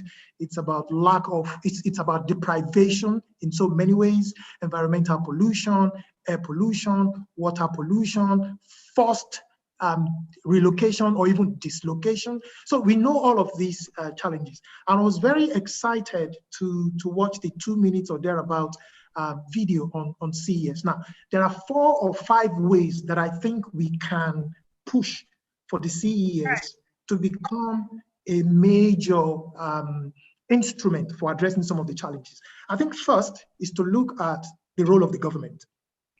The government is directly responsible for the bidding process, and therefore, as it were, for awarding licenses. Okay, I think we are getting to a point now where, beyond the technical capabilities of companies or bidders, right, we need to also raise the importance of the history and the capacity and the experience of bidders in terms of stakeholder or community engagement. Right now, if I was to be a part of a bidding process, for example, emphasis would be on 2 things. One is the technical capacity, which they can prove, and then secondly is their financial backing. But I'm saying now that we need to move beyond this and get to a point where all the agencies representing government, from the presidency, an NPC, and several others, the Federal Ministry of Mines and Steel, the Ministry of the Environment, we must find a way of incorporating what we have just seen in the CES as a critical consideration for shortlisting who gets a license or who doesn't. I think once we begin to pay more attention to the place of and the experience and the commitment, including the infrastructures that companies have in place, to be able to ensure better rewards to communities, I think they too will begin to pay more attention to it. So exactly, essentially what I'm saying is, let government lead the way of showing that, yes, we pay attention and we consider very importantly, community engagement as a basis for determining who actually works or even gets the license. The second, I think, is the companies themselves. Now, I know that in the course of the presentation, I had someone say, I think probably at the tail end of the video, that there has been quite a number of endorsements by companies, by some companies, or even by government of the CES. I think that's brilliant, but we must move beyond endorsement to a point where we are seeing the companies actually put in place a clear measure of framework for moving the CES from being just a framework to an operational guidelines in the way and manner they engage communities. So essentially, I'm saying here that the role of companies, that companies do have a critical role to play, and they can begin to do that by taking the CES, adapting it, and incorporating it into existing practice that they have in terms of engaging communities. Now, if I can backstep a little bit. Now, the engagement with government, I think, can bring about a wholesale change within the sector, because we are government to adopt this and make it a prerequisite. All right, companies will all companies will have no choice but to begin to pay more attention to it. Okay, but I do acknowledge that that can be quite challenging and difficult, and that's why I think that companies too can, choose to lead the way and provide leadership by basically just engaging, CSR in action, and CSR can actually provide technical support to help them, operationalize this, develop guidelines, train their CSR managers and staffers. A third point, and I will make a very quick fourth point before I then drop off. A third point for me is the role of communities as well. Now, if you have, and maybe I shouldn't say if we, I'm sure we are all experienced in terms of community stakeholder engagement. The strategy and the tactics and the techniques usually is informed by engagement between the companies and the communities. And so I'm looking at a situation where CSR in action can also begin to actually engage communities, draw their attention to the promises and the potential benefits that a CES framework or approach can deliver to them, and therefore make them or turn them to champions for CES, so that in their engagement with any of those operators, they are the one who are actually making the demand to say, look, over the past decades or so, this has been the approach. But now we have seen the CES, which is a comprehensive stakeholder engagement framework or principle, and we think you should adopt it and use this in your engagement with our community. So if you have communities actually driving the demand, I think we can also see a very quick and accelerated uptake in CES to becoming an important framework. The final point for me is we must also acknowledge the fact that we do not exist in isolation. We are part of a global community. And the conversation we are having this morning is similar to what they are having in Peru, or what they are having in Indonesia, or Jamaica, or any of these other major resource producing countries, where communities have also been affected by the operations of mining companies and oil and gas companies. Therefore, my fourth point here is I am encouraging CSR in action to begin to also push the CES principles into the global conversation around stakeholder engagement and community engagement. So one window that comes to mind readily is the EITI, for example. Now, I heard Dr. Obunaya Oji earlier mention the fact that yes, over the last decade plus, EITI has evolved from being a strictly financial reconciliation framework to something that is now also canvassing a more comprehensive approach to promoting transparency and accountability in the sector. So I will encourage CSR in action to begin to engage the EITI International Secretariat, for example, to draw attention to CES and encourage them to adapt some of these principles.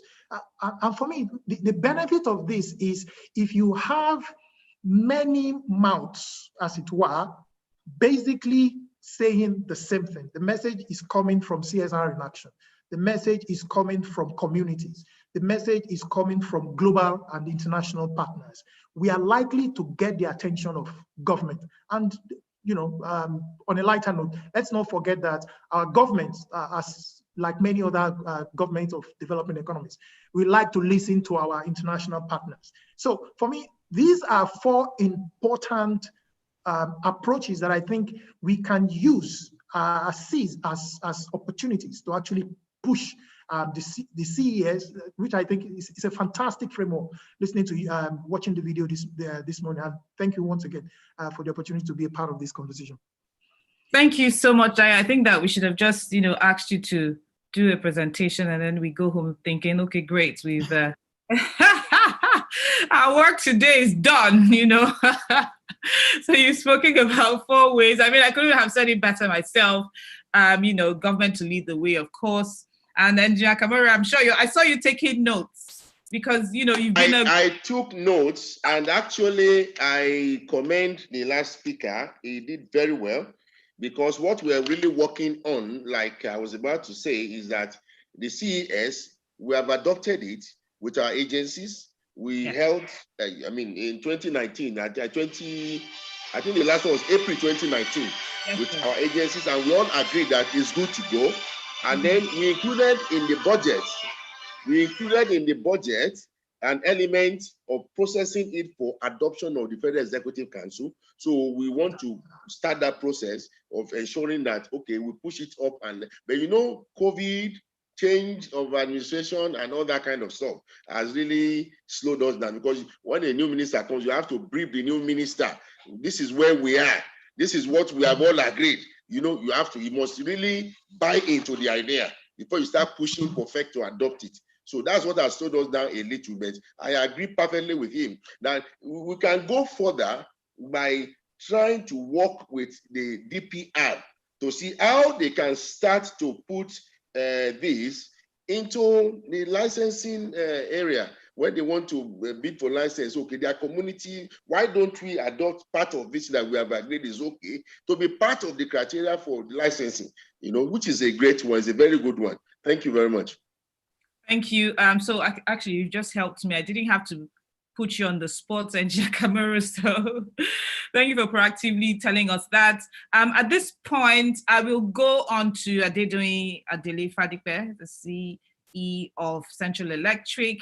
And Doyin, you know, we've been having discussions around how businesses have impacts, how businesses must be inclusive in engagement, how they must look after certain needs of their critical stakeholders, which are communities. And I know that there's discussion around the fact that, you know, it's beyond communities being recipients, beneficiaries, but, you know, being active participants in developing the resources within the communities. So as a renewable expert, renewable energy expert with years of experience also in the oil and gas sector, how do you think renewable energy can help build development gap to improve communities within the extractive industries? I mean, how, and to add to that, how do you think that it can help to unlock new value chains within the communities, especially for women?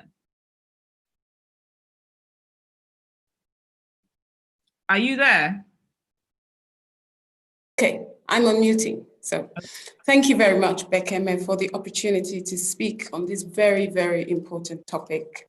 As you rightly said, I have my background in oil and gas, and finding myself in renewables was a matter of necessity.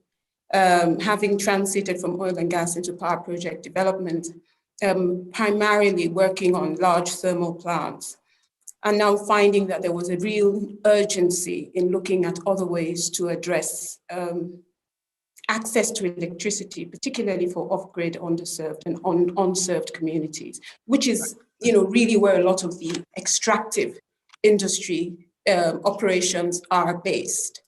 And it's I'm very passionate about this topic, whether it's power, access to electricity, sustainability, or community stakeholder engagement. As far as I am concerned, they're all very, very interlinked, and you can't separate them.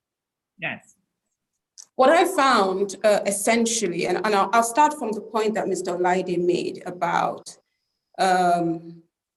having sustainability priorities as part of approving any process as it relates to investment. I think that when it comes to understanding or appreciating community stakeholder engagement and sustainability, it has to be part of the core of a business. Absolutely. A lot of businesses find it very difficult to implement these processes, not because they are not interested or they're not willing, but at the inception and at the feasibility and at the setting up of their business and operations, they did not count the costs. It was not part of the strategy. It was not part of the underlying assumptions for looking at the investment layout of setting out the business in the long term. So Right. it becomes difficult to implement if you haven't put in place the right frameworks, structure, return on investment, and the entire portfolio that speaks to your investment plan. It's got to be at the core. And I dare to say that even in identifying and selecting the management capabilities of the organization, you need to find people who are intrinsically disposed to making sure and understanding that this is not a question of obligation. You actually have to link sustainability and community engagement to profitability, and it can be done. So that's where I'm going to start. And so essentially, it's very easy at the inception of issuing a license, whether at any stage, to quickly be able to determine the ethos of a company by making sure that there are requirements as far as ESMS policies and so on are concerned. So that even if these companies are not thinking about them, they are forced to create strategies around them without which they cannot proceed. And once an organization is forced to think through a process at the feasibility stage, it therefore has to be able to implement it. So I would say what is very important for any organization, I'm speaking generally, I'm not speaking to renewables or oil and gas, fossil fuels. I'm speaking specifically to the ethos of a business that is looking to participate in any environment where you have vulnerable demographic around you. You have to be forced to put that as part of the core of your business. And you have to be careful in identifying management capabilities that either understand it or have the willingness to think about it strategically and how to bring about profit. I would say when you ask the question about how do you fill in the gaps, my experience, generally is that you would have, when it comes to renewables, you're really speaking primarily with community interface to power and access to electricity, right? And what I have found is that most of the, I'm not speaking to mining, extractive activities, I'll speak specifically to oil and gas and fossil fuel development and investment. You find that many of these operations already have their own independent power supply. And it's not usually difficult to just connect the community with it, even though they will tell you operationally, it does have its complications with regards to voltage levels, access, connections, and so on and so forth. Because it's one thing to give a community access to electricity, is another thing to manage the reticulation so that there's reliability in the process of access. My view, however, is that one of the, how I say, strategic and optimal ways for a company that is working within the extractive industry to support its local community as far as renewables and access is concerned, is to tailor the solution specifically to that community. It cannot be a question of excess power being given to someone. It has to be carefully, as most of the speakers have referred to today, engaging the community stakeholders, identifying representation that has integrity, because most companies can tell the representatives of communities that have the interest of the community at heart. And the communities also know who within those communities have their interest at heart. So you have to design projects that are specifically tailored so that these communities can benefit from the entire ecosystem that is connected to renewables, because renewables has its own ecosystem that can exist side by side with any kind of business in any kind of operations. So whether it comes to skills acquisition, so first of all, you design it to what the community needs. There are certain communities that the nature of their consumption is such that you don't need to put in a grid system.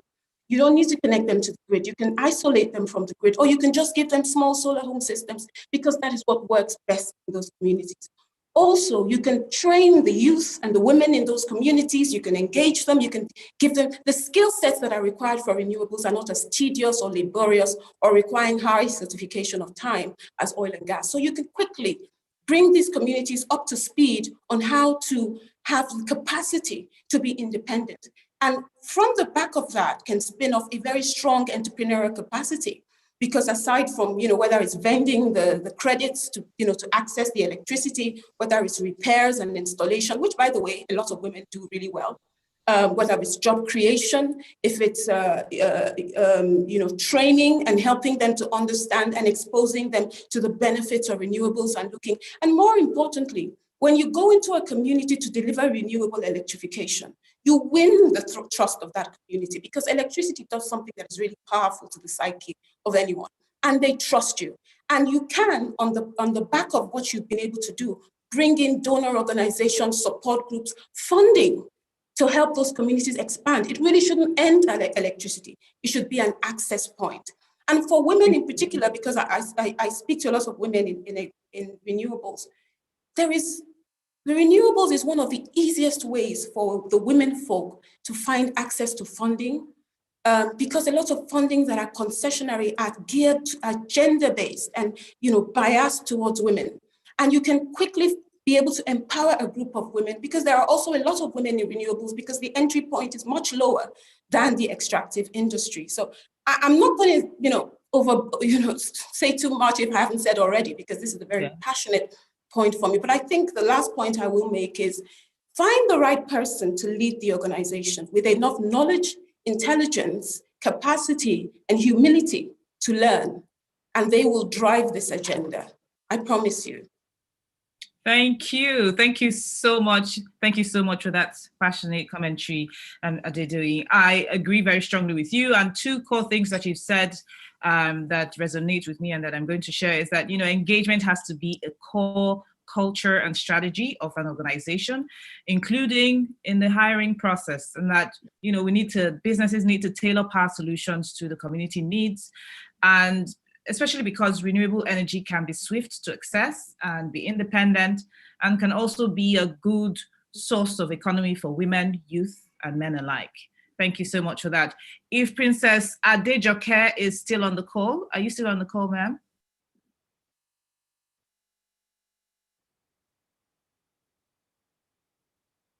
Okay, so I don't think that we're able to talk to her right now, but I do know that our time for the session is up. We're supposed to end at 11:25. It's 11:25. And I think that at this point, we would have to take questions. Princess Adejoke, are you there? Yeah. Okay, I wanted to ask you one last question. Since this conference is about inclusive communities inspiring women, one thing that we've seen clearly during this period, COVID-19, has been the shadow pandemic of gender-based violence. And from what we hear, this is worse in rural communities, which most extractive communities are. And this has in turn affected the progress towards achieving Goal 5 of the SDGs, an initiative which you oversee in Nigeria. And in an industry like the oil and gas and mining industries that are plagued with high gender inequality, what is the federal government doing to seek partnerships that protect women and girls from the risk of gender-based violence? What with the changing dynamics imposed by COVID-19? Yeah, So thank you so much. Quickly and that the National Assembly just passed law on the gender-based violence in Nigeria to be domesticated by state. Already when I was Commissioner for Women Affairs in Lagos, I co-sponsored the domestic violence law for the first time in Lagos State in 2000. I was assented in 2007. So the law provides for prevention of gender-based violence in Lagos. And in addition to that, the law was simplified. I simplified the law and was circulated. And aside from this, the law itself, we embarked on advocacy and sensitization. We engaged the community leaders, we engaged the spiritual leaders, the mosque, the head of mosque and churches, the CDAs and CDC, to get to know about need for them to sensitize their people about gender-based violence, that they can be our advocates at the grassroots level, where issue can be resolved before it escalates to what cannot be resolved. And in addition to that, I built also the first transit home for women. Although there are a lot of agitation now that women should not be removed out of the home because women own the home. So it's men that have to leave the home for the women and the children. So I built the first transit home in Lagos in 2008 for victims of domestic violence, and where there is issues. So they move the women out of the home from the house to the home where they will have safe place to stay with feeding and all of that. And in the home, we have a vocational center where you can then trade while we are trying to resolve the problem between your husband and yourself. And by the time you are coming back home, my new person coming home, you have acquired a skill, and we are trying to see how the matter can be resolved between you and your spouse. And of course, in addition to that, if there is a matter that is related to court, the Office of Public Defender in Lagos handles that for free of charge. And the home is being run, it's still going now. And I'm happy to say that we are replicating that in Ekiti. Next week, we are commissioning 208 beds of transit home, which was built by my office for Ekiti State Government. Hello. So I think what we should do, from 25th of this month, we are going to have 16 days activity on violence against women. And it's about sensitization, it's about advocacy. We need to engage more people in the civil society organization. As we are, the law itself, if parts are not implemented in terms of creating awareness about it, trying to educate people more. This is about education, to know that women are so sensitive, women are so blessed.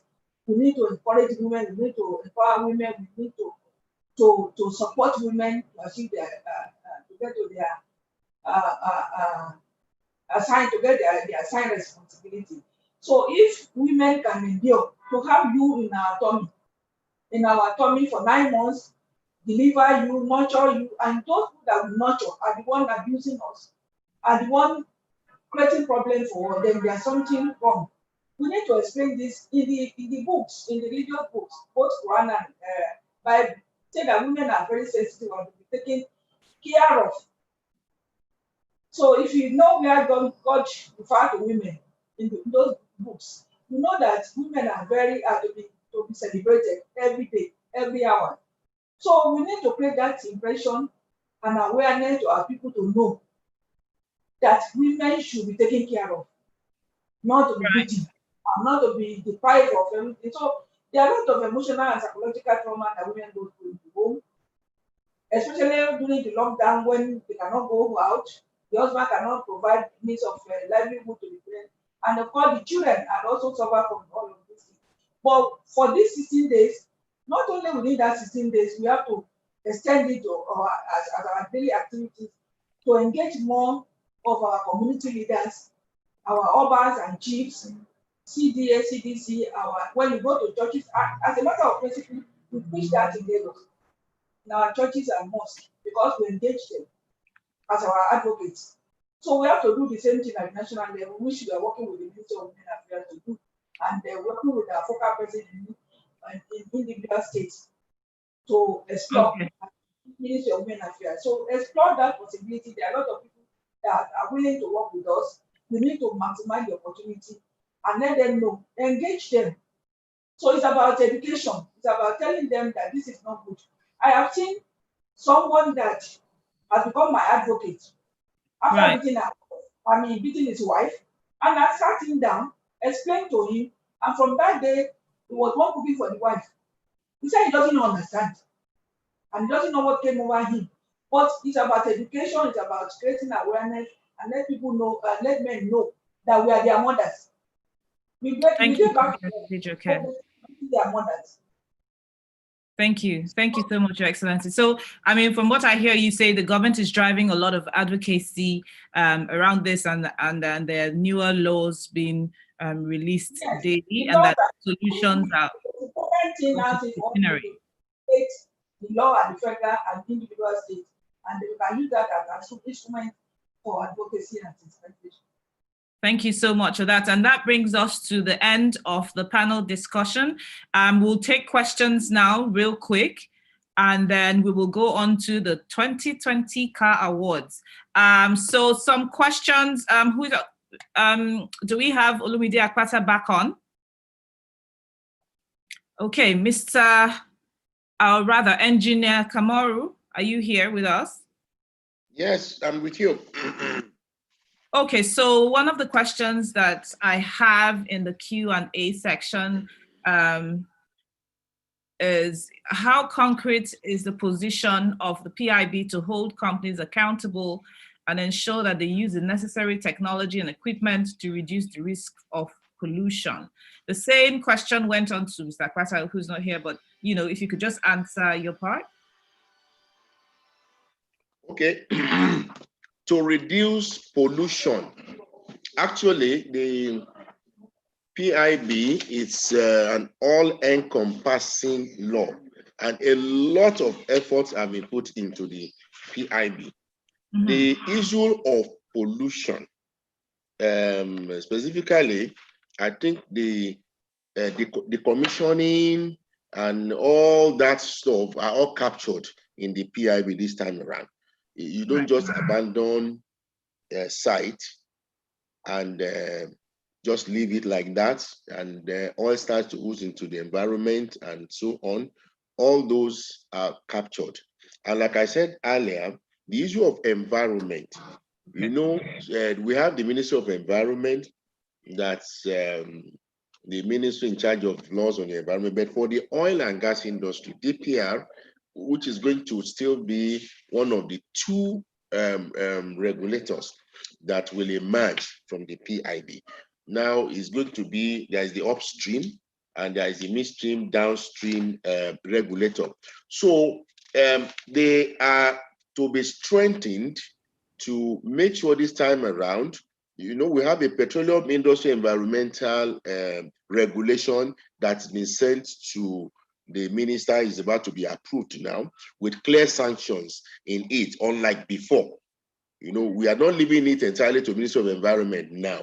We are now having a regulation to ensure that you are sanctioned for anything you commit in the environment. Then before you even, your plan for the commissioning must be part of your submission for bid for anything or any work you want to do now these days. It must be part of what you submit. What is your plan for the commissioning, and how are you going to ensure that you don't have spills into the environment? So all these things, with the strengthening of the regulatory authorities with clear laws now, unlike before that you have so many agencies clashing on the issue of environment here and there. Now it's going to be very clear that we are going to have just two, and it's going to be defined clearly by the PIB what the responsibilities are. Now, as from the ministry, of course, is to ensure we monitor, hopefully, the ministry that will emerge after this will be a well-funded ministry, not the usual civil service ministry. So we hope, because it's difficult a little for us now is to monitor all these big guys, because they see us as they just see us as just like any civil servant, But when you are empowered to be able to, for example, we do a lot of travelings, but in the ministry's budget, you have minimal amount for traveling. So most times we still depend on some of these organizations that you are trying to monitor. So it's a big problem. Yes. So I hope going forward, all these things will be resolved, so that we can do our work effectively and ensure that all the environmental laws in the petroleum industry environmental regulation, in the PIB, and of course, we picked 2020 to end legacy flaring. 2020 is the year that Nigeria, and we're almost there. But the worldwide year is 2030 to stop flaring of gas into the environment. The United Nations has picked 2030, but we picked 2020 and we are almost there. Interesting. Thank you. Thank you, Engineer Kamoru Busari. Very valid points that you made. Adedoyin Fadipe Adele, you have a question that you have a couple of minutes to answer because we have to try to stick with time. It says, thank you for the very interesting discussion so far. Any ideas for a truly sustainable and inclusive system for development in extractive areas, communities? The CES is an excellent framework within which this can happen, but in a nation where there is limited accountability in general, we always seem to be going around in circles with different regimes and starting things from square one every single time. How can we make the concept of accountability stick? From Safiya Ibn Garber. Did you get that? Okay, thank you for that question. I think, in my view, it's not something that, I think it's something that we have to achieve it together. There's no one size fits all. I think it's a combination of regulatory effectiveness, which the NBA president clearly articulated as the missing link is enforcement. I think that's very critical. We have so many laws already. I think the other one is corporate compliance and the ethos of each company. And somehow we have to be able to meet, link profitability with sustainability, whether we are forced to do it or whether we think about it ourselves. And then the community itself. We have to have awareness. The community has to be made aware. These type of laws, the community should be taught, whether it's in their local language, they must be aware of what their rights are and that there's a transparent framework that ties everything together. That's how I see it coming together. Everyone has a part to play. Thank you for that. I'm going to throw this question at Daya Laide, even though it's not directed at anyone, and I hope that it's something that you can answer. It says, how do we tackle the situation when women, especially local women, are empowered in the form of loans to engage in within the extractive industries of their communities, and the money ends up in frivolities? Or is this advocacy for only well-educated women? Any thoughts? I think that's an existential question and challenge that we have to deal with. A lot of our empowerment program, at the risk of sounding unappreciative, are tokenist in appearance. So you have a family or even a woman, since that's the personality in question, the gender in question. So you have a woman with probably 4 children in school, okay? And the husband is unemployed. And then you provide an empowerment program that gives that woman 10,000 naira a month, and she's expected to pay back. Let's be real, Beckerman. If you have 10,000 naira in your pocket, fine, you are a big woman, that's understandable. But imagine 10,000 naira in your pocket. 10,000 naira can barely fill your car tank. And so I think that we have to always ask the question of genuineness in empowerment program. That's number one. We also need to consider the question of responsiveness in any empowerment program, whether it's for women or for youth. But at the same time, we need to also consider the context, so that for us, if we are ever to be able to make any impact at all. I mean, we've seen in the last couple of years several government intervention programs. This money, that money. Some are able to make a difference with it, but a significant many are actually unable to do anything meaningful with it. So I think my answer to that is there are two parts to it. First is government who is initiating such a program. It's impossible for government to hand out monies to 100 million plus Nigerians that are living below the poverty level. Therefore, our intervention program should be more systemic in nature. Okay, create the environment that allows businesses to thrive, whether they are cottage industries or they are the big businesses. That is very important.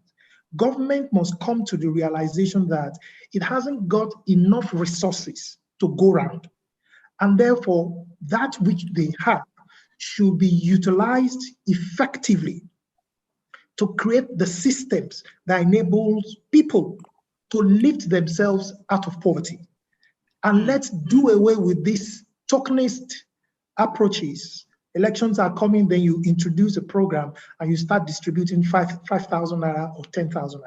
I'm not saying those 5,000 naira are not filling a gap, but government needs to do more and move beyond handing out this cash. They are important, I must admit, they are important, but the gap they are filling is not what will lift people out of poverty.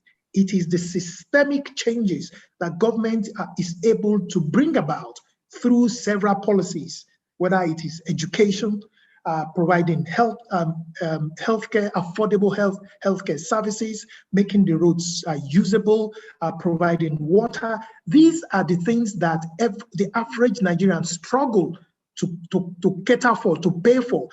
An average Nigerian every day has to struggle about how much am I going to spend on power, struggles to provide his water, struggle to provide his education, struggle to provide his healthcare. All of these are what impoverishes our people. And we need to deal with those, not the 5,000 naira or 10,000 naira handouts. It's not going to fix the problem. Thank you. Thank you so much. Thank you, our able panelists. Thank you to everyone who has listened. Her Excellency Princess Adejoke Orelepe Adefulire, the Permanent Secretary, Ministry of Petroleum Resources, ably represented by one of our biggest allies, Engineer Kamoru Busari, who's Director of Oil Services, Olumide Akpata of the Nigerian Bar Association, Adedoyin Adele Fadipe, Chief Executive, Central Electric, none other than the man who did my job for me, Mr. Dayo Olaide, Deputy Director, MacArthur Foundation Nigeria Office. Thank you so much. From what I've heard you say, systematically engaging with intentionality and genuineness is critical for whatever policies or laws that government, businesses, and communities adopt. And that, ladies and gentlemen, brings us to the end of the third and final session of the Sustainability in the Extractive Industries 2020 conference. We look forward to, not the end, but next year is our 10th year of hosting this conference, and I'm sure that it'll be bigger and better, and I'm sure that I'll see you all there. And we're going to go right into the polls that we have for today, and then onto the CAHR Awards session. Thank you.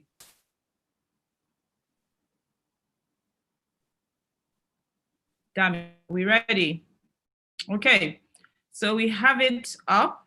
If you would just quickly join us in taking this poll. Do you know any policy or regulatory instrument, 1 second, that can be used to promote human rights, peace, and progress for extractive communities?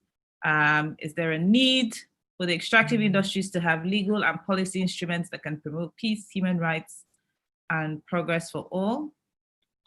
Is there a sufficient relationship between government, companies, and communities? Should the petroleum industry bill include a women-specific provision? And finally, what is the theme of the 9th SITEI conference, in case you had been snoozing when we started? This is an opportunity to reacquaint yourself as to what we've been doing here today. So I'll hand it right over to Hansatu Adegbite, our able host, hype mistress extraordinaire. Beckham, man. Well done. My claps again to you and your panel. Claps to the panelists. Well done, well done, well done, well done. Thank you so much. That was quite an engaging session, a lot of learning, a lot of things to put into consideration, and I want to believe that all of us that are listening will do something about it. I want to still acknowledge those on YouTube and on Facebook, and even those here, to just encourage you to continue to let the conversation be on all social media platforms.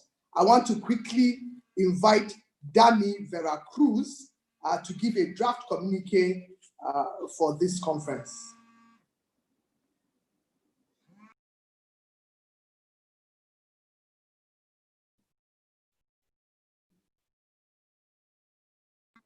Okay, what I'm going to do is I'm going to move on from there. Please forgive me. Thank you, Michael, for the comments. What I'll just do is that, just in the interest of time, Dami is an in-house person. In the interest of time, I am going to now hand over to Victoria Wilson, our able host for the CAHR Awards presentation. Victoria, thank you so much for all you have been doing. I'm going to hand over to Victoria now. And welcome to the second edition of the Community and Human Rights Awards 2020. My name is Victoria Wilson, and I am so excited and really honored to be hosting this year's event.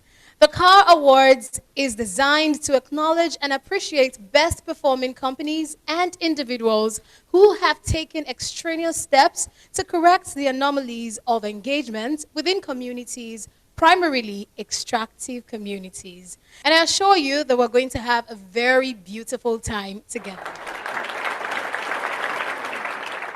Welcome to the 2020 CAHR Awards, ladies and gentlemen, members of the press. The year 2020 has been a year of mixed emotions, a year of heroes and villains, a year that will be referenced by many for posterity for remarkable events around the world, around the essence of what it is to be human, a human with dignity. As we celebrate the second Community and Human Rights Awards 2020, it is important to recognize organizations and persons that have shown themselves to be community builders and human rights defenders, those who are working to ensure that human rights is not a luxury, but is accessible in all the nooks and crannies of our dear country. CSR-in-Action is as much a reality to you as it remains a dream to me. In 10 short years, we have hosted our annual Sustainability in the Extractive Industries Conference for 9 years, from humble beginnings to the most sought-after event on best practice development within oil and gas and mining communities.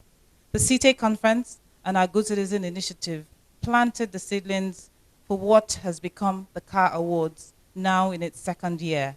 CAHR Awards, as with everything that we do and believe in at CSR-in-Action, is non-partisan and non-tribal, and is pro-Nigeria, pro-citizen, and pro-collective development. Our aim is to recognize those individuals and businesses who are seeking not for clout, but for legacy, those who seek to have a legacy for generations unborn to emulate. Popular playwright Lin-Manuel Miranda once asked, "Legacy, what is a legacy? It's planting seeds in a garden you never get to see," which brings to mind the song Ki Sira Sira, which my mother loved to sing when I was a child. Ki Sira Sira, whatever will be, will be. The future's not ours to tell. Ki sera, sera. Ki sera, sera. Whatever will be, will be. The future's not ours to tell. Ki sera, sera. What will be, will be. And two things jump out to me from that song. One, everyone seeks self-fulfillment. Two, but even if you cannot see the future, you can do your best to live intentionally. Now, there are three other things that I wish to point out about the CAHR Awards. One, The focus of the CAHR Awards is to showcase the power of the individual person or company and the role that they play in nation building. 2, the fact that we aim to celebrate our diversity as a country. This is why we have taken the time to carefully research heroes of past and present memory for whom we named our prestigious awards. And the award categories are Fumilayo Ransom Kuti, the Lioness of Lisabi; Apostle Hefo Dalile, a veritable humanitarian; Josephine Nkemdelim, my mother, the unsung heroine whose purity of spirit and open-heartedness belied the times that she lived in; Malam Aminu Kano Award for Leadership, for non-partisanship and excellence; MKO Abiola Community Engagement Award, the poster child for democracy; Hajia Gambo Sawaba Impact Award, a woman who proved that one can thrive and impact many regardless of creed or culture. And finally, Ken Saruiwa Environmental Award for a man who proved that passion can bring about change. This awards process for the year featured fantastic entries of projects from individuals and organizations and had almost 10,000 votes cast towards the emergence of the top 3 nominees in each category. The process for winners was open and transparent. There was a call for nomination, there was an internal review, there was a validation of nominations, and then people commenced voting as we validated, and then there was an independent juror verification. So congratulations to the nominees, the finalists, and the winners. I know this sounds cliche, but you all are winners. Imagine being nominated for exemplary work out of almost 200 million people. That is amazing. Children are the legacy we leave for the time we will not live to see, said the famous philosopher Aristotle. And so, rest assured that your children will eat from the seedlings that you have planted and will be the foundation upon which greatness emanates. Thank you for choosing to fight for the advancement of peace, sustainable development, and human dignity in our dear country. I look forward to CAHR Awards being hosted and celebrated in different parts of the world, and with voting surpassing tens of millions. What that would tell me is that Nigerians have finally come into our own, into owning and fighting for our glorious destiny. I thank our overarching and committed sponsor, Ford Foundation, for helping us to keep a vision and impact growing stronger with each passing year. I thank Global Rights for its commitment to human rights and for sponsoring the Human Rights Awards. I thank our partner, Zenera Consulting, for taking all of our activities global. I thank our jurors who gave their heart and their time gratis at a time when humans across the globe are struggling to retain their humanity. I thank the fantastic team with whom I work across all of our expressions to make these things happen. And of course, I thank the good citizens of Nigeria. God bless Nigeria. Hi, my name is Abiola and I'm Executive Director at Global Rights. And I'm proud to speak about the Community and Human Rights Award in partnership with CSR-in-Action. Every year, Global Rights works with partners across Nigeria to bring attention to issues of natural resource governance and human rights. It is very important to us that we live in a country where dignity and the rights of every citizen is respected, even in business. At the heart of every business is the desire to make profits. But profit is not sustainable where human rights are violated. No country's development can exceed the level of its respect for human rights. And beyond naming and shaming, which most human rights organizations are pleased to do, we're pleased to also praise those who will respect human rights in business. And that's what the Fumilayo Ransom Kuti Community and Human Rights Award is about. Thank you, and may the best person win. The CAHR Awards was launched in 2019 at the SITEI conference, where individuals like Alhaji Aliko Dangote, Segun Awosoyan of Segalint, and other outstanding Nigerians were awarded for their outstanding contributions to sustainable development. Now, this year will be no different, as different individuals and companies are vying for several award categories, 9 categories to be specific. Now, without further ado, let's move straight to the first award category for the day. Now, the first award category is the Fumilayo Ransom Kuti Award for Individual. This will be presented by Pastor Godman Akinlabi. Godman Akinlabi is the lead pastor of the Elevation Church Lagos, which started in 2010 with a God-given mandate to make greatness common. He is also seasoned and highly sought-after speaker, trainer, author, and consultant who has taught and inspired people in conferences and churches around the world. He is the visionary behind several initiatives, outreaches, and conferences which have received awards and recognitions from governments, parastatals, in education, prisons, and other sectors. Please welcome Pastor Godman Akinlabi. Thank you very much. It's a pleasure to be at Community and Human Rights Awards 2020. The Fumilayo Ransom Kuti Human Rights Award. This award is annually funded by Global Rights with support from the Open Society Foundation, OSF.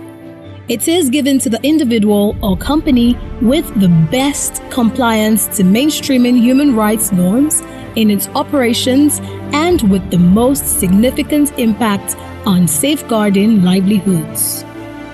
The nominees for the Fumilayo Ransom Kuti Human Rights Award for Individual are Rebecca Sako John, Aisha Yesufu, Blessing Okoje Eze. For the Fumilayo Ransom Kuti Human Rights Award for an individual Nigerian with an outstanding record in human rights and advocacy, this award goes to Aisha Yesufu. Aisha is a Nigerian socio-political activist and the co-convener of the 2014 Bring Back Our Girls movement, an advocacy group that beamed the spotlight on the abduction of over 200 girls from a secondary school in Chibok, Nigeria, by the terrorist group Boko Haram. She is also recognized for her valiant activism during the End SARS movement, which draws attention to the excesses of Special Anti-Robbery Squad SARS in Nigeria. Aisha has remained steadfast in her fight for a Nigeria where the child of a nobody can become somebody without knowing anybody. Well, it makes me feel that there's so much that I need to do and do more. Like Jim Rohn said that if what you did yesterday is still looking big to you today, that means you're not doing enough. And so what this for me is that, Aisha, you can't relent on being that person who fights for Nigeria, and that there's so many things that we need to do. And for me, it just says to me that, look, at the end of the day, it doesn't matter what people are saying as long as we stand on the path of truth, and that the truth doesn't need NAFTAC number. And no matter how much people abuse, insult, castigate, commitue, malign, defame one, that as long as we stand with the truth will always see us through. And for me, this really is everything. Okay. I would say I dedicate this to the NSAS youth who came out to stand for their rights, and unfortunately quite a number of them were killed, and may their souls rest in peace. And we will never stop until we get to Nigeria where the child of nobody can become somebody without knowing anybody, and that is very important. The nominees for the Fumilayo Ransom Kuti Human Rights Award for Company are Socio-Economic Rights and Accountability Project, SERAP, Center for Rights and Development, Amnesty International Nigeria, Women of Inestimable Values Foundation, Guarantee Trust Bank, Flutterwave, Guinness Nigeria.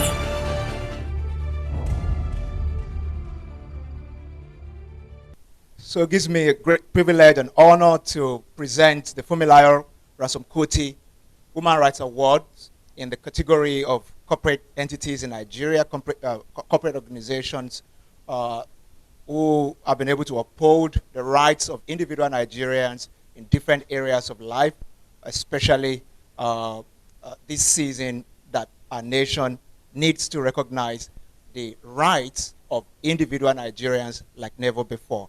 And this award, the winner for the Funmilayo Ransome Kuti Human Rights Award in the corporate category goes to Social Economic Rights and Accountability Project, SERAP. Please put your hands together for SERAP. Socio-Economic Rights and Accountability Project, SERAP. SERAP focuses specifically on economic and social rights in Nigeria and on anti-corruption work, addressing 4 areas where change is needed. SERAP is dedicated to promoting transparency and accountability in the use of Nigeria's natural resources used to cater for public needs. The organization aims to use human rights law to encourage the Nigerian government and others to address developmental and human rights.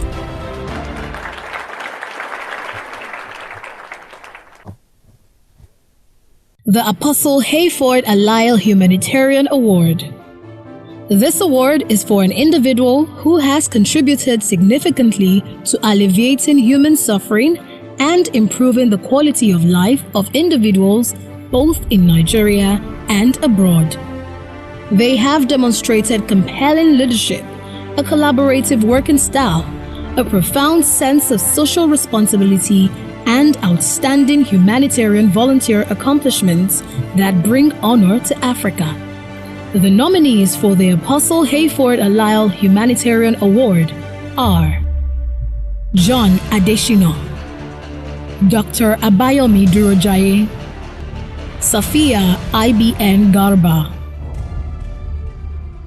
On the behalf of CAHR Awards, I present the Apostle Hayford Alile Humanitarian Award, which goes to an individual Nigerian who has done a great job upholding human rights in this nation and also meeting needs of individual Nigerians in different areas of their endeavor. This award goes to Safia Garba. So Hayford Alile Humanitarian Award, Safia IBN Garba. Safia founded a non-governmental organization, Empowering Women for Excellence Initiative, EWEI, that provides multi-sectoral intervention for girls and women's empowerment through information dissemination, capacity building, advocacy, and cross-cutting community service projects. Hajia Gambo Sawaba Community Impact Award for Company, Empowering Women for Excellence Initiative, EWEI. EWEI programs has helped more than 23,817 girls, women, and youth. Their empowerment and awareness seminars have reached more than 10,000 beneficiaries and with over 150 members on their online platform for networking and mentorship for women. Another key example is the Economic Empowerment Partnerships, which as of 2019 has benefited 69 women, has shown great impact in the income generation of benefiting women entrepreneurs.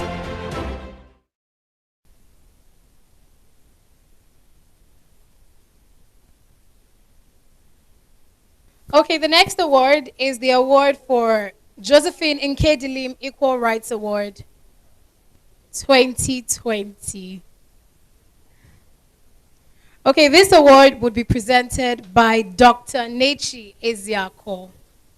Dr. Nechi Eziako is a lawyer, chartered secretary and administrator, authorized corporate governance and board leadership trainer, certified company secretary trainer, anti-corruption and ethics compliance faculty and board evaluator with over 30 years of experience in the consulting, financial services, manufacturing, real estate, not-for-profit sectors, and more. She is also a board member of the Lagos Court of Arbitration, the CSR-in-Action Advocacy, a member of the Ethics Committee of the IOD Nigerian Council, and the Vice Chair of the ICSAN Audit Committee. Please welcome Dr. Nechi Eziako. Put your hands together for her, please. The Josephine Nkedilim Equal Rights Award. This award is reserved for a company who has consistently exhibited a strong commitment to gender equality. The nominees for the Josephine Nkedilim Equal Rights Award are Empowering Women for Excellence Initiative, EWEI, She Leads Africa. Willow Empowerment for Grassroots Development Initiative, Women in Mining in Nigeria.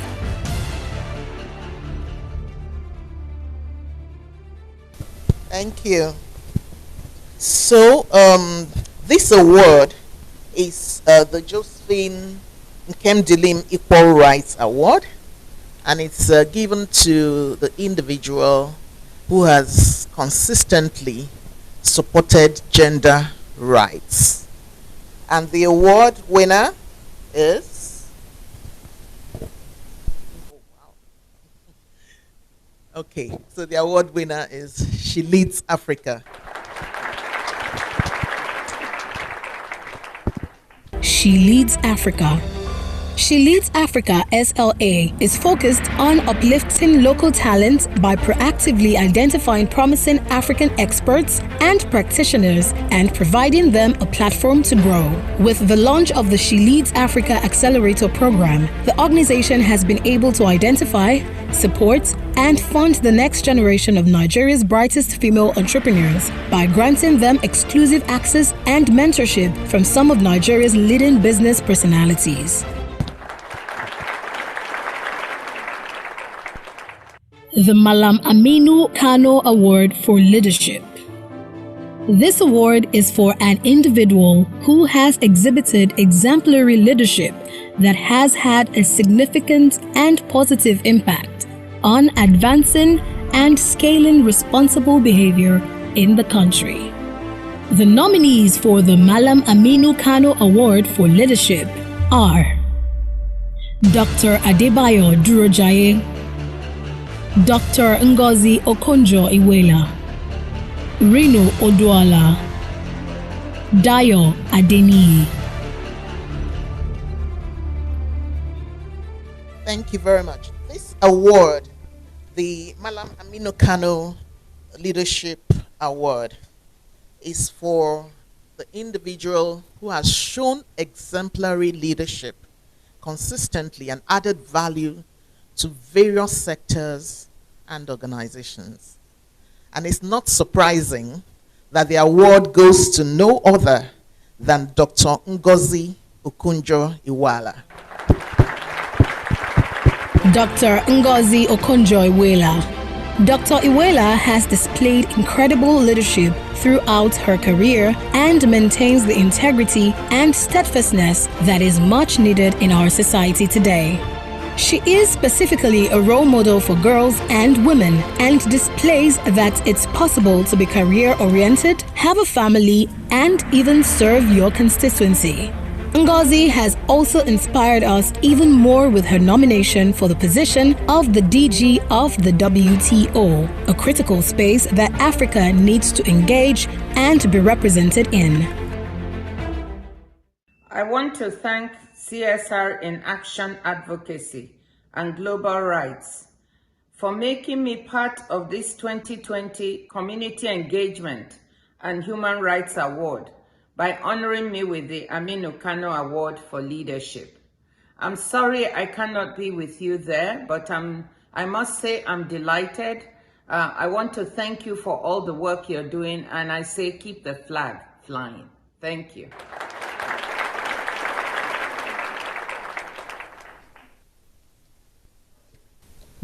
Okay, thank you all so much. Thank you, Doctor. Thank you to the organizers. It's an absolute pleasure to receive this award on behalf of my sister. I think we're all in the country very challenged by all that has been happening over the last few months. And so this award comes at a very, very important time when there's a need for good leadership. Talk about human rights abuses and all the things that are going on within this country.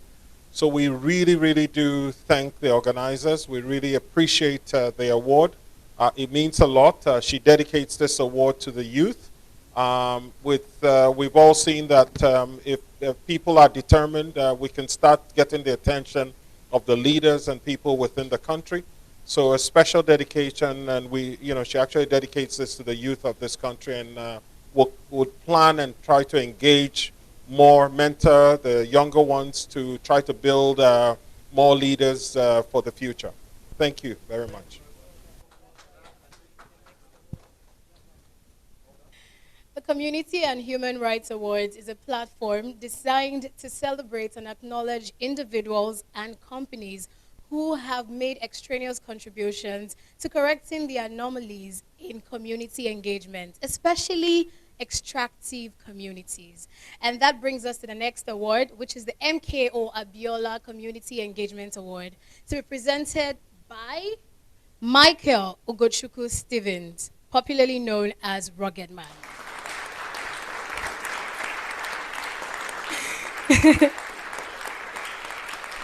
So Michael, please come welcome.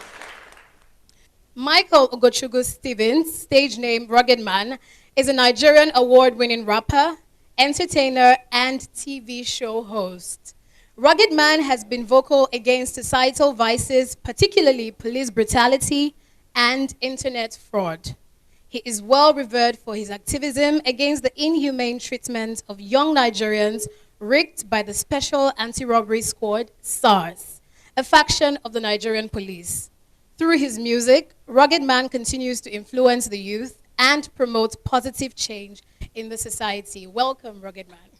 Thank you very much. You're welcome. A round of applause for him, please. The MKO Abiola Community Engagement Award.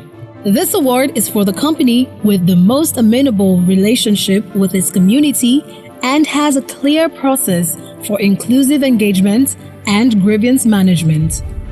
This culture of the organization has yielded positive impacts within the communities.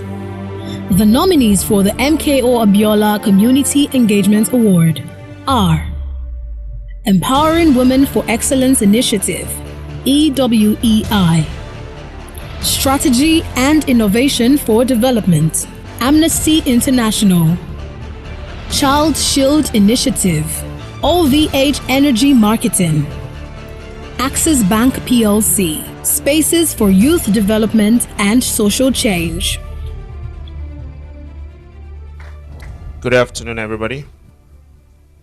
Okay, the MKO Abiola Community Engagement Award is an award for the company with the most amenable relationship with its community and has a clear process for exclusive engagement and grievance management. This culture of the organization has yielded positive impacts within the communities. And the winner for the MKO Abiola Community Engagement Award is...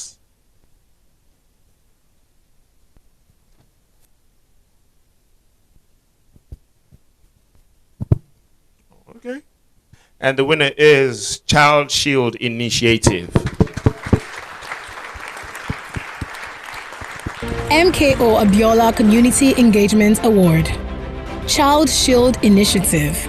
Child Shield Initiative has traveled to various urban, suburban, and rural areas to engage and educate the people on child protection.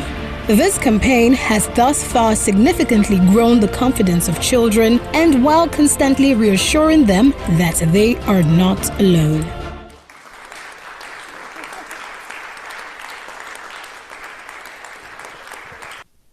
On behalf of our organization, we say a big thank you.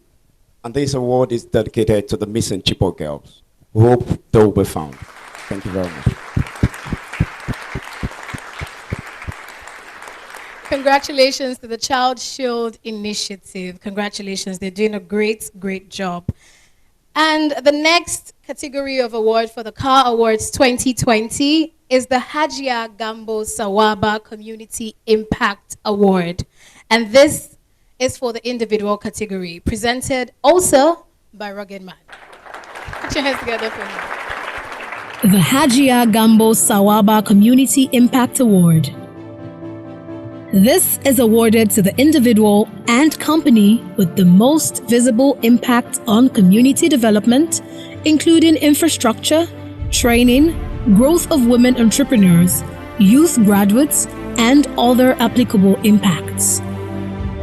The nominees for the Hajia Gambo Sawaba Community Impact Award for individual are Safia IBN Garba, Martha Alade, Zion Oshiobugi.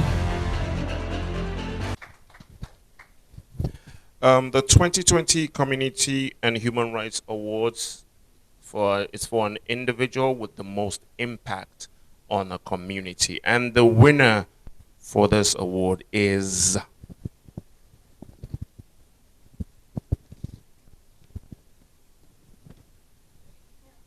I'm not looking. The winner is, I hope I get this last name right, Zion Oshiobugi.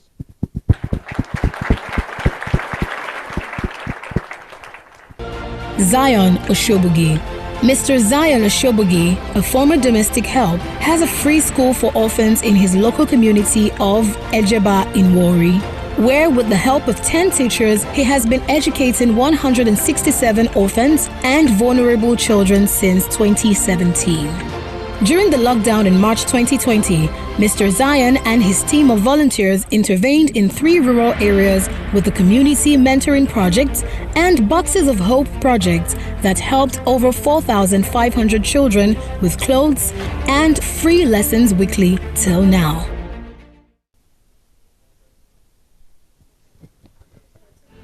The nominees for the Hajia Gambo Sawaba Community Impact Award for company are Empowering Women for Excellence Initiative, EWEI, Strategy and Innovation for Development, OVH Energy Marketing, Axis Bank PLC, British American Tobacco.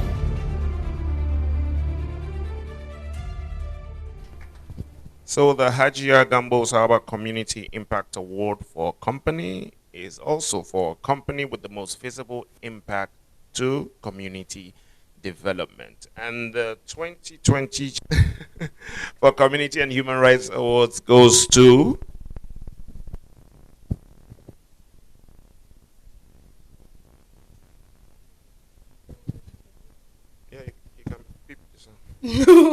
The main envelope. The award goes to Empowering Women for Excellence Initiative, EWEI. Empowering Women for Excellence Initiative, EWEI. EWEI programs has helped more than 23,817 girls, women, and youth. Their empowerment and awareness seminars have reached more than 10,000 beneficiaries and with over 150 members on their online platform for networking and mentorship for women. Another key example is the Economic Empowerment Partnerships, which as of 2019 has benefited 69 women, has shown great impact in the income generation of benefiting women entrepreneurs. My name is Safia Ibn Garba, recipient of the Apostle Hayford Alili Humanitarian Award and founder of Empowering Women for Excellence Initiative, recipient of the Hajia Gambo Sawaba Community Impact Award in the company category in the 2020 Community Engagement and Human Rights Award, bestowed by the prestigious CSR-in-Action. Unfortunately, I'm not able to be there in person, but cannot miss this opportunity to say how much this means to me and my team. I want to extend my deepest appreciation for the recognition and honor. We will continue to work for the betterment of our communities and nation, and in doing so, model the values which these awards represent. Thank you to the jury, to all who have voted for and supported us, and here's to many more years of service to our nation and the continent. Thank you.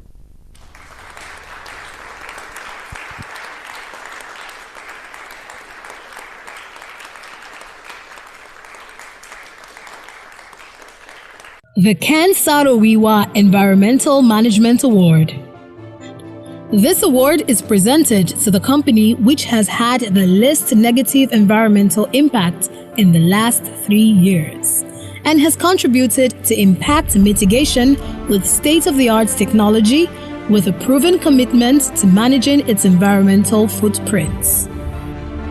The nominees for the Ken Saro-Wiwa Environmental Management Award are Guinness Nigeria, Nigerian Breweries PLC, the Network of Civil Society in Environment, NCSE, African Clean Up Initiative, International Climate Change Development Initiative, Women in Technology in Nigeria, WITIN, International Breweries PLC. The Ken Saro-Wiwa Environmental Management Award is an award to a company which has the least negative environmental impact. And this award goes to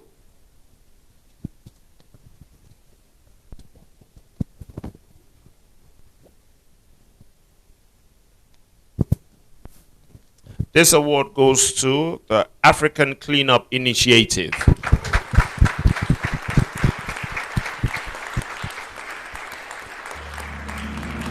Ken Saro-Wiwa Environmental Management Award, African Cleanup Initiative. African Cleanup Initiative is a non-governmental organization that is passionate about raising environmentally responsible citizens in Africa. Some of her projects under environmental management include Clean Up Nigeria Project, Clean for Impact, Green Independence Cleanup, etc. Having carried out over 45 major cleanup in different densely populated areas in Lagos and other states in Nigeria with issues of environmental pollution and waste disposal management.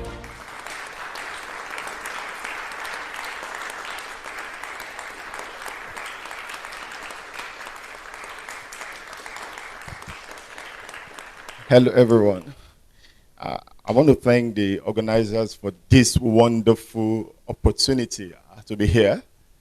This is me, just an Ajegunle boy, standing on this global stage. It can only be God. I want to thank everyone that has stood by us, our African Cleanup Initiative volunteers across different states in Lagos, outside Lagos. I want to thank our volunteers. I want to thank the Nigerian youth for their support. Everyone that voted for us, we want to say a big thank you to you. The love we got during the time of voting was so much. Everybody, they were looking for the link. Please give us the link. We want to vote for you because we've done so much, and it's as if nobody's seeing, nobody's noticing.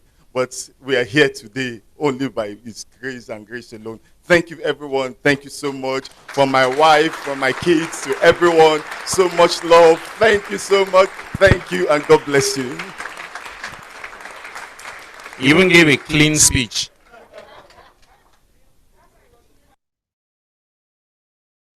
Oh, she's very, very elated. She is very thrilled to receive this. It's a very prestigious award. And we thank the organizers and everyone who is involved with this occasion for honoring her and giving her such a wonderful award. And to everyone, I want you to know that it's time for us to come together and change Nigeria and make things work. And it will take both the effort of the citizens and the government at the same time. So we citizens, we have to think differently, and then we can influence our government to also think and do things differently. We feel honored, we feel excited.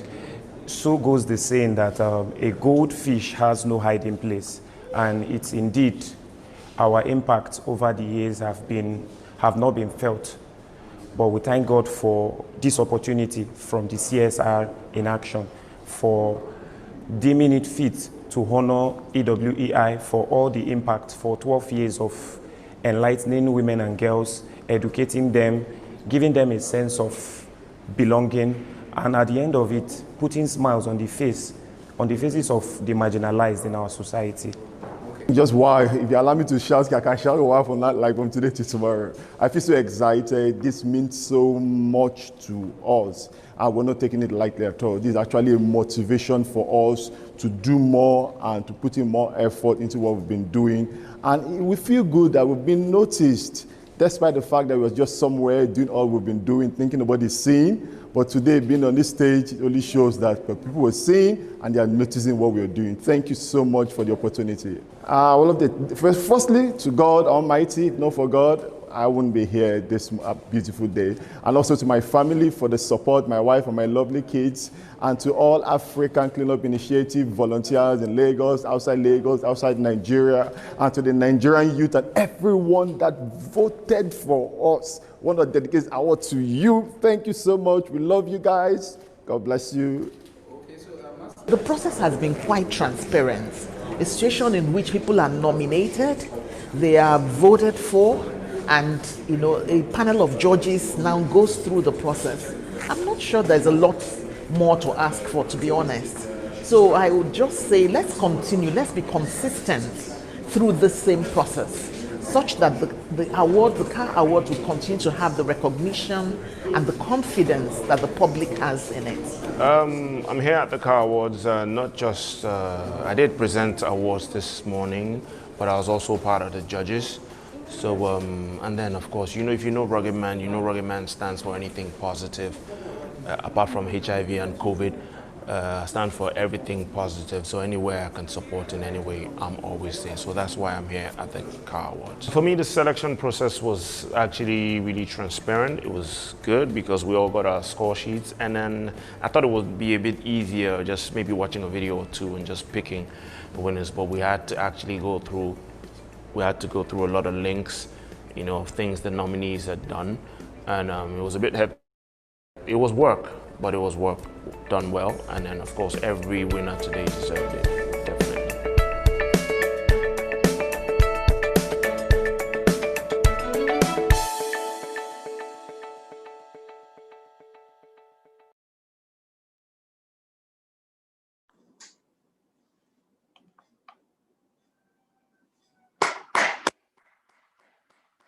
On behalf of everybody that is online, we are commending and congratulating all the recipients of the various awards, and we commend them for all the work that they're doing. I want to especially, again, on behalf of CSR-in-Action, thank Global Rights, the sponsors of the CAHR Awards. Thank you so much for recognizing the work that these people are doing and for also sponsoring the awards. We thank you once again to Ford Foundation for sponsoring this conference and all their contributions to the work that is being done in this nation and around the world. I also want to thank all our partners and our stakeholders and everybody that has been a part of this conference. It's important for us to note that we had started announcing a trivia, and as I said, we don't know when the announcement will come, but the time has finally come. There's drum rolls going on in my head, don't worry. Good. So the winner of the trivia, in fact, your name is not heavy in my mouth because I don't want to lose this gift. I was thinking that nobody would qualify and then they would just give it to the anchor for a job that was half done. But all good things must come to an end. The results of the trivia are here, and I want to find out now if Outer Good Luck at Outer Good Luck on Instagram, are you here? Outer Good Luck, are you here? Even if under a different name. We had said yesterday we would announce the winner, but once we don't see the winner online so that it is clear that it's a transparent process, we will go to the next person. Outer Good Luck, going, just about gone. Are you still there? Oh, it seems that Outer didn't follow my instructions. I said just stay till the end. We have lost Outer here. The next is Baraku Aliyu. Baraku Aliyu, are you here? Baraku, are you here? Ah, I can see I'm here. Oh. Now I'm here. Oh, is that Baraku? Baraku Aliyu, are you here? Ah, this thing must not pass you by. Oh, at Baraku Aliyu on Instagram. Baraku, if you are here, can you just indicate in the chat box that you are here? You see, she was here. You see, this is what I'm saying. It's not about coming and going. I say stay till the end. You don't know when the announcement will come. Now, she's here now. Somebody has called her. Baraku, show yourself. Baraku, I want you to be the one to text that you are here, because it seems you have a fan club here. They're all advocating for you. Baraku, this is going, oh. Going. I'm here. I just came. Petrus, I've not mentioned your name. Now, Baraku, I'm going to move on. Everybody is saying you are here, but I've not seen you. It seems you have some stakeholders here. Well, Alta Aliyu is not here. Baraku Aliyu, not here. Alta, good luck, you're not here. Baraku Aliyu is not here. Oh, she got missing at the right moment. Well, I'm moving on to the next person. That is why you must hold your device. Wisdom Okoro, are you here? At Wisdom Okoro 19 on Instagram. Where is the Baraku? You are all saying Baraku is here. I am here. Infinix Hot 5. Are you Baraku? Oh, Wisdom is even, you see, Wisdom has announced that he's here. Wisdom, I want to believe you are Baraku. I'm in trouble. Baraku is down here. Okay, hold on.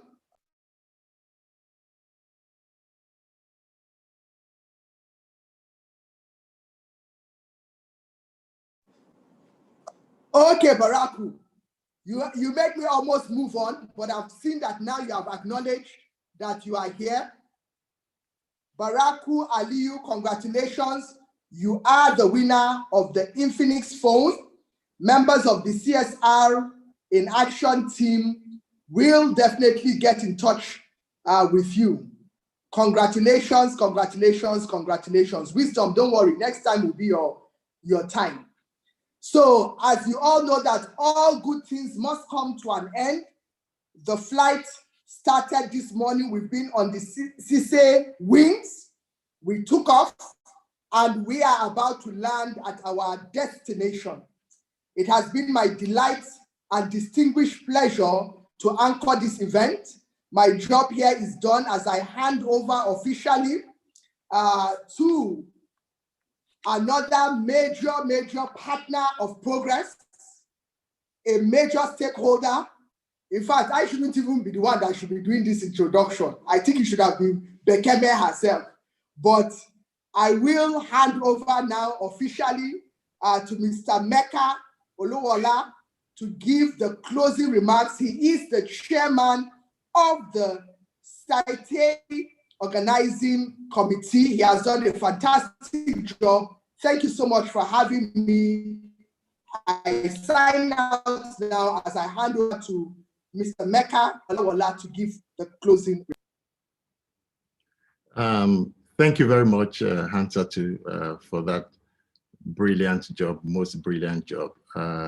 It's always a pleasure to hear you do these things that you do so naturally. And I'm sure I'm speaking to everybody when I say that you've made this an absolute delight for all of us. Thank you so very much. Yeah, so my job here is actually twofold. I need to give the vote of thanks, and I need to give conference highlights of day 2. I will start with the highlights, but before jumping in, let me quickly just congratulate all those who have won this year's prestigious CAHR Awards. You know, it was interesting seeing those faces. And I'm sure everybody agrees that the outcomes are very laudable, and that the decisions of jurors are highly commendable.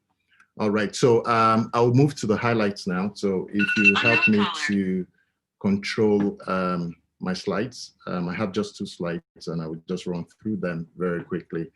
So Dami, if you, let's go. So we had a fantastic day 1 with eminent personalities giving us, their thoughts on, the various discussions. And then today, the outcome from day 2 as follows. Respect for human rights is not optional, it's obligatory. We must respect human rights at all levels. Okay, so there's also consensus around the fact that companies must have an engagement culture to drive economic empowerment of women, the youth, and companies themselves. The petroleum industry bill, popularly known as PIB, is much more robust, and the government is keen to work towards appropriate implementation. 4th, the government is pushing other laws and advocacy initiatives to foster inclusion. Number 5, we can push the adoption and operationalization of the community engagement standards to support the PIB through these 4 approaches. A, first is the role of government. Looking at the role of the government whose job is to issue licenses and ensuring that, we raise the importance, the history and capacity of their agencies to manage, the bidding process is important. We need to move beyond the technical and financial capabilities of bidding companies to more specific issues that affect communities where they operate. So it's not enough to have the technical know-how or the financial capability. It's important for companies to also have purpose and to be able to demonstrate, sincerity of that purpose. We must find a way to incorporate the thoughts contained in the community engagement standards into bidding processes for bidders to pay more attention to it. Government should adopt the CES and make it a prerequisite for this purpose. This will show government commitment to get things right. B, the role of companies. Companies have a role to play. We must move beyond endorsement to elevating the CES to the framework to operationalize guidelines by incorporating it into existing guidelines that companies have. Companies can choose to lead the way and to help driving this, or they can independently operationalize the community engagement standards. So the point here is very important. Either we naturally have community or stakeholder engagement as part of our DNA, or is forced upon us by regulatory compliances. Whichever it is important that companies must adopt it. Third is the role of communities. CSR-in-Action should engage communities and draw their attention to the benefits that the CES can bring to them, so that they can in turn demand that the companies adopt and use the CES to engage them. Communities can actually drive the demand for the use of CES themselves. 4th and finally is the role that CSR-in-Action can play to create awareness and drive the adoption and the use of CES beyond Nigeria. We must acknowledge the fact that we do not live in isolation, as similar issues affect communities all around the world. So CSR-in-Action is encouraged by the consensus of all speakers today to push the CES around the global audience. This communique will be shared within the week, so keep an eye on our social media handles. Pay attention to your emails as well for all registered participants, and you will be sure to get that. So thank you very much. That was the summary of today. I'll move to the vote of thanks now, and I will start by applauding the role of the board of CSR-in-Action. from the chairman, Professor Omole, who has done a fantastic job of supporting us since inception for the last 10 years. And also for SITEI, which is in its 9th year with this 2020 edition. So we're very grateful to the board. We thank the steering committee of SITEI. Many people don't know that there's, apart from the organizing committee, there's also a steering committee that ensures that, you know, that SITEI is not just a talk fest. We just don't come here and say things and engage ourselves and that's the end of it. But rather, throughout the year, there are several, you know, actionable steps that come out of here that we then go to implement and to execute. And the steering committee members are the ones who superintend that process. For instance, one of the outcomes of SITEI is a community engagement standard that, you know, has now been adopted by federal government parastatals at all levels. I'd like to thank our jurors who, as you saw from Ruggedman's comment, had, you know, a very rigorous, you know, time to determine who the shortlisted, you know, nominees would be from, you know, the citizen, you know, votes that were received. And it was a very, very painstaking process.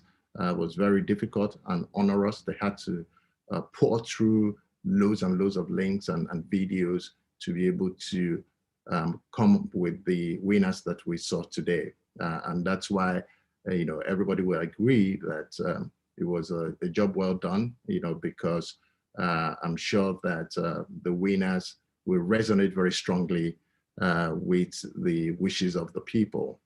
I'd like to thank sponsors, you know, very heartedly. We thank, you know, Fund Foundation for standing by, you know, also all through these years for their consistency, you know, for the vision that they have, you know, to imbibe the tenets of sustainability in Nigeria and across, you know, various demographics. You know, they're silently working behind the scenes, you know, to promote inclusiveness, to promote, you know, equity, to promote, you know, corporate governance, to, you know, promote ethics, you know, across board.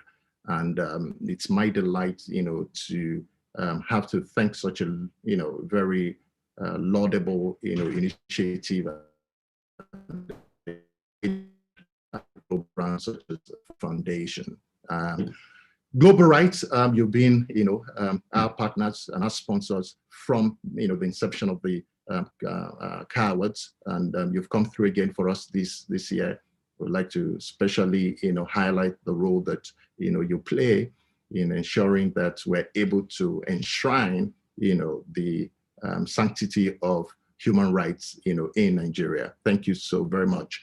To other partners, you know, that stood by us all these years, you know, you've done fantastic work, various parastatals of government, the Ministry of Petroleum Resources, you know, they've always supported us. They've always, you know, listened to us, helped us to push several, you know, of our advocacy programs, you know, apart from SITEI, you know, they were instrumental to the adoption of the community engagement standards, you know. Well, we can't thank you enough. The Federal Ministry of Mines and Steel Development, the Federal Ministry of Environment, NATI, our long-term, you know, partner. You've always, you know, been there for us. You've done, you know, we owe the success of SITEI, you know, to a large extent to the role that, you know, you play and the fact that you bring a lot of credibility to the brand SITEI. Thank you very much. Women in Mining, you know, you stood out very clearly for this year's SITEI conference. Thank you very much. Central Electric and Utilities, you know, I must mention that, you know, you came through for us, you know, particularly not in terms of moral support, but also contributing and participating actively in this conference. Thank you very much. So I'll start to move inward slightly now by thanking members of the organizing committee. You did a very great job. I know that it's been, several weeks and months of planning, thinking, organizing and putting things together. Thank you for all that you do very well. Some members have been there since inception, since 9 years ago, and you've been supporting, you've been, sacrificing, your nights, your comfort, to just make sure that each and every one of these conferences come out, in a stellar fashion. Thank you very much. All the employees and team members of CSR-in-Action and Zenera, we applaud you. We thank you very much. We can't say that enough. All your contributions were noted, and I'm taking this opportunity, to highlight everyone who has worked, to make this a reality. If this was a live event, we would all be on stage now. So, but I will still call, all members, of the organizations, that are pushing this to, still applaud yourself by giving thumbs up on, the Zoom platform. Gentlemen of the media, thank you very much. You've done, very well by supporting this particular conference. There's a lot of publicity that we received and we're still receiving throughout the weeks leading up to this. We thank you because you will keep supporting us even now that we need to then push the communique very strongly to various stakeholders, including government and all the various institutions that need to hear all of what we've said this weekend to make, the point as a reality. Last and the biggest thanks will go to God Almighty. I've reserved this because He is the highest, He's the one who deserves all the glory, who deserves all the praise. So all the thanks that I've given, all the praises that I've given, all combined and multiplied go to God Almighty, our Father and our Creator, who has, stood by us, who gave us the vision, and who's making, this conference to be a success, and who's making, the organizations to thrive, and who's making us, to succeed as individuals, and even making it possible, and has made it possible for us to even be here, despite, the upheavals that we've witnessed as a country in the COVID pandemic. Recent protests that we saw. So it's just by His grace that we're here, and I've left it till now so that we don't forget that everything is by God Almighty. Thank you, and thank you very much. Answer to? Okay, so I guess at this point, I would say the meeting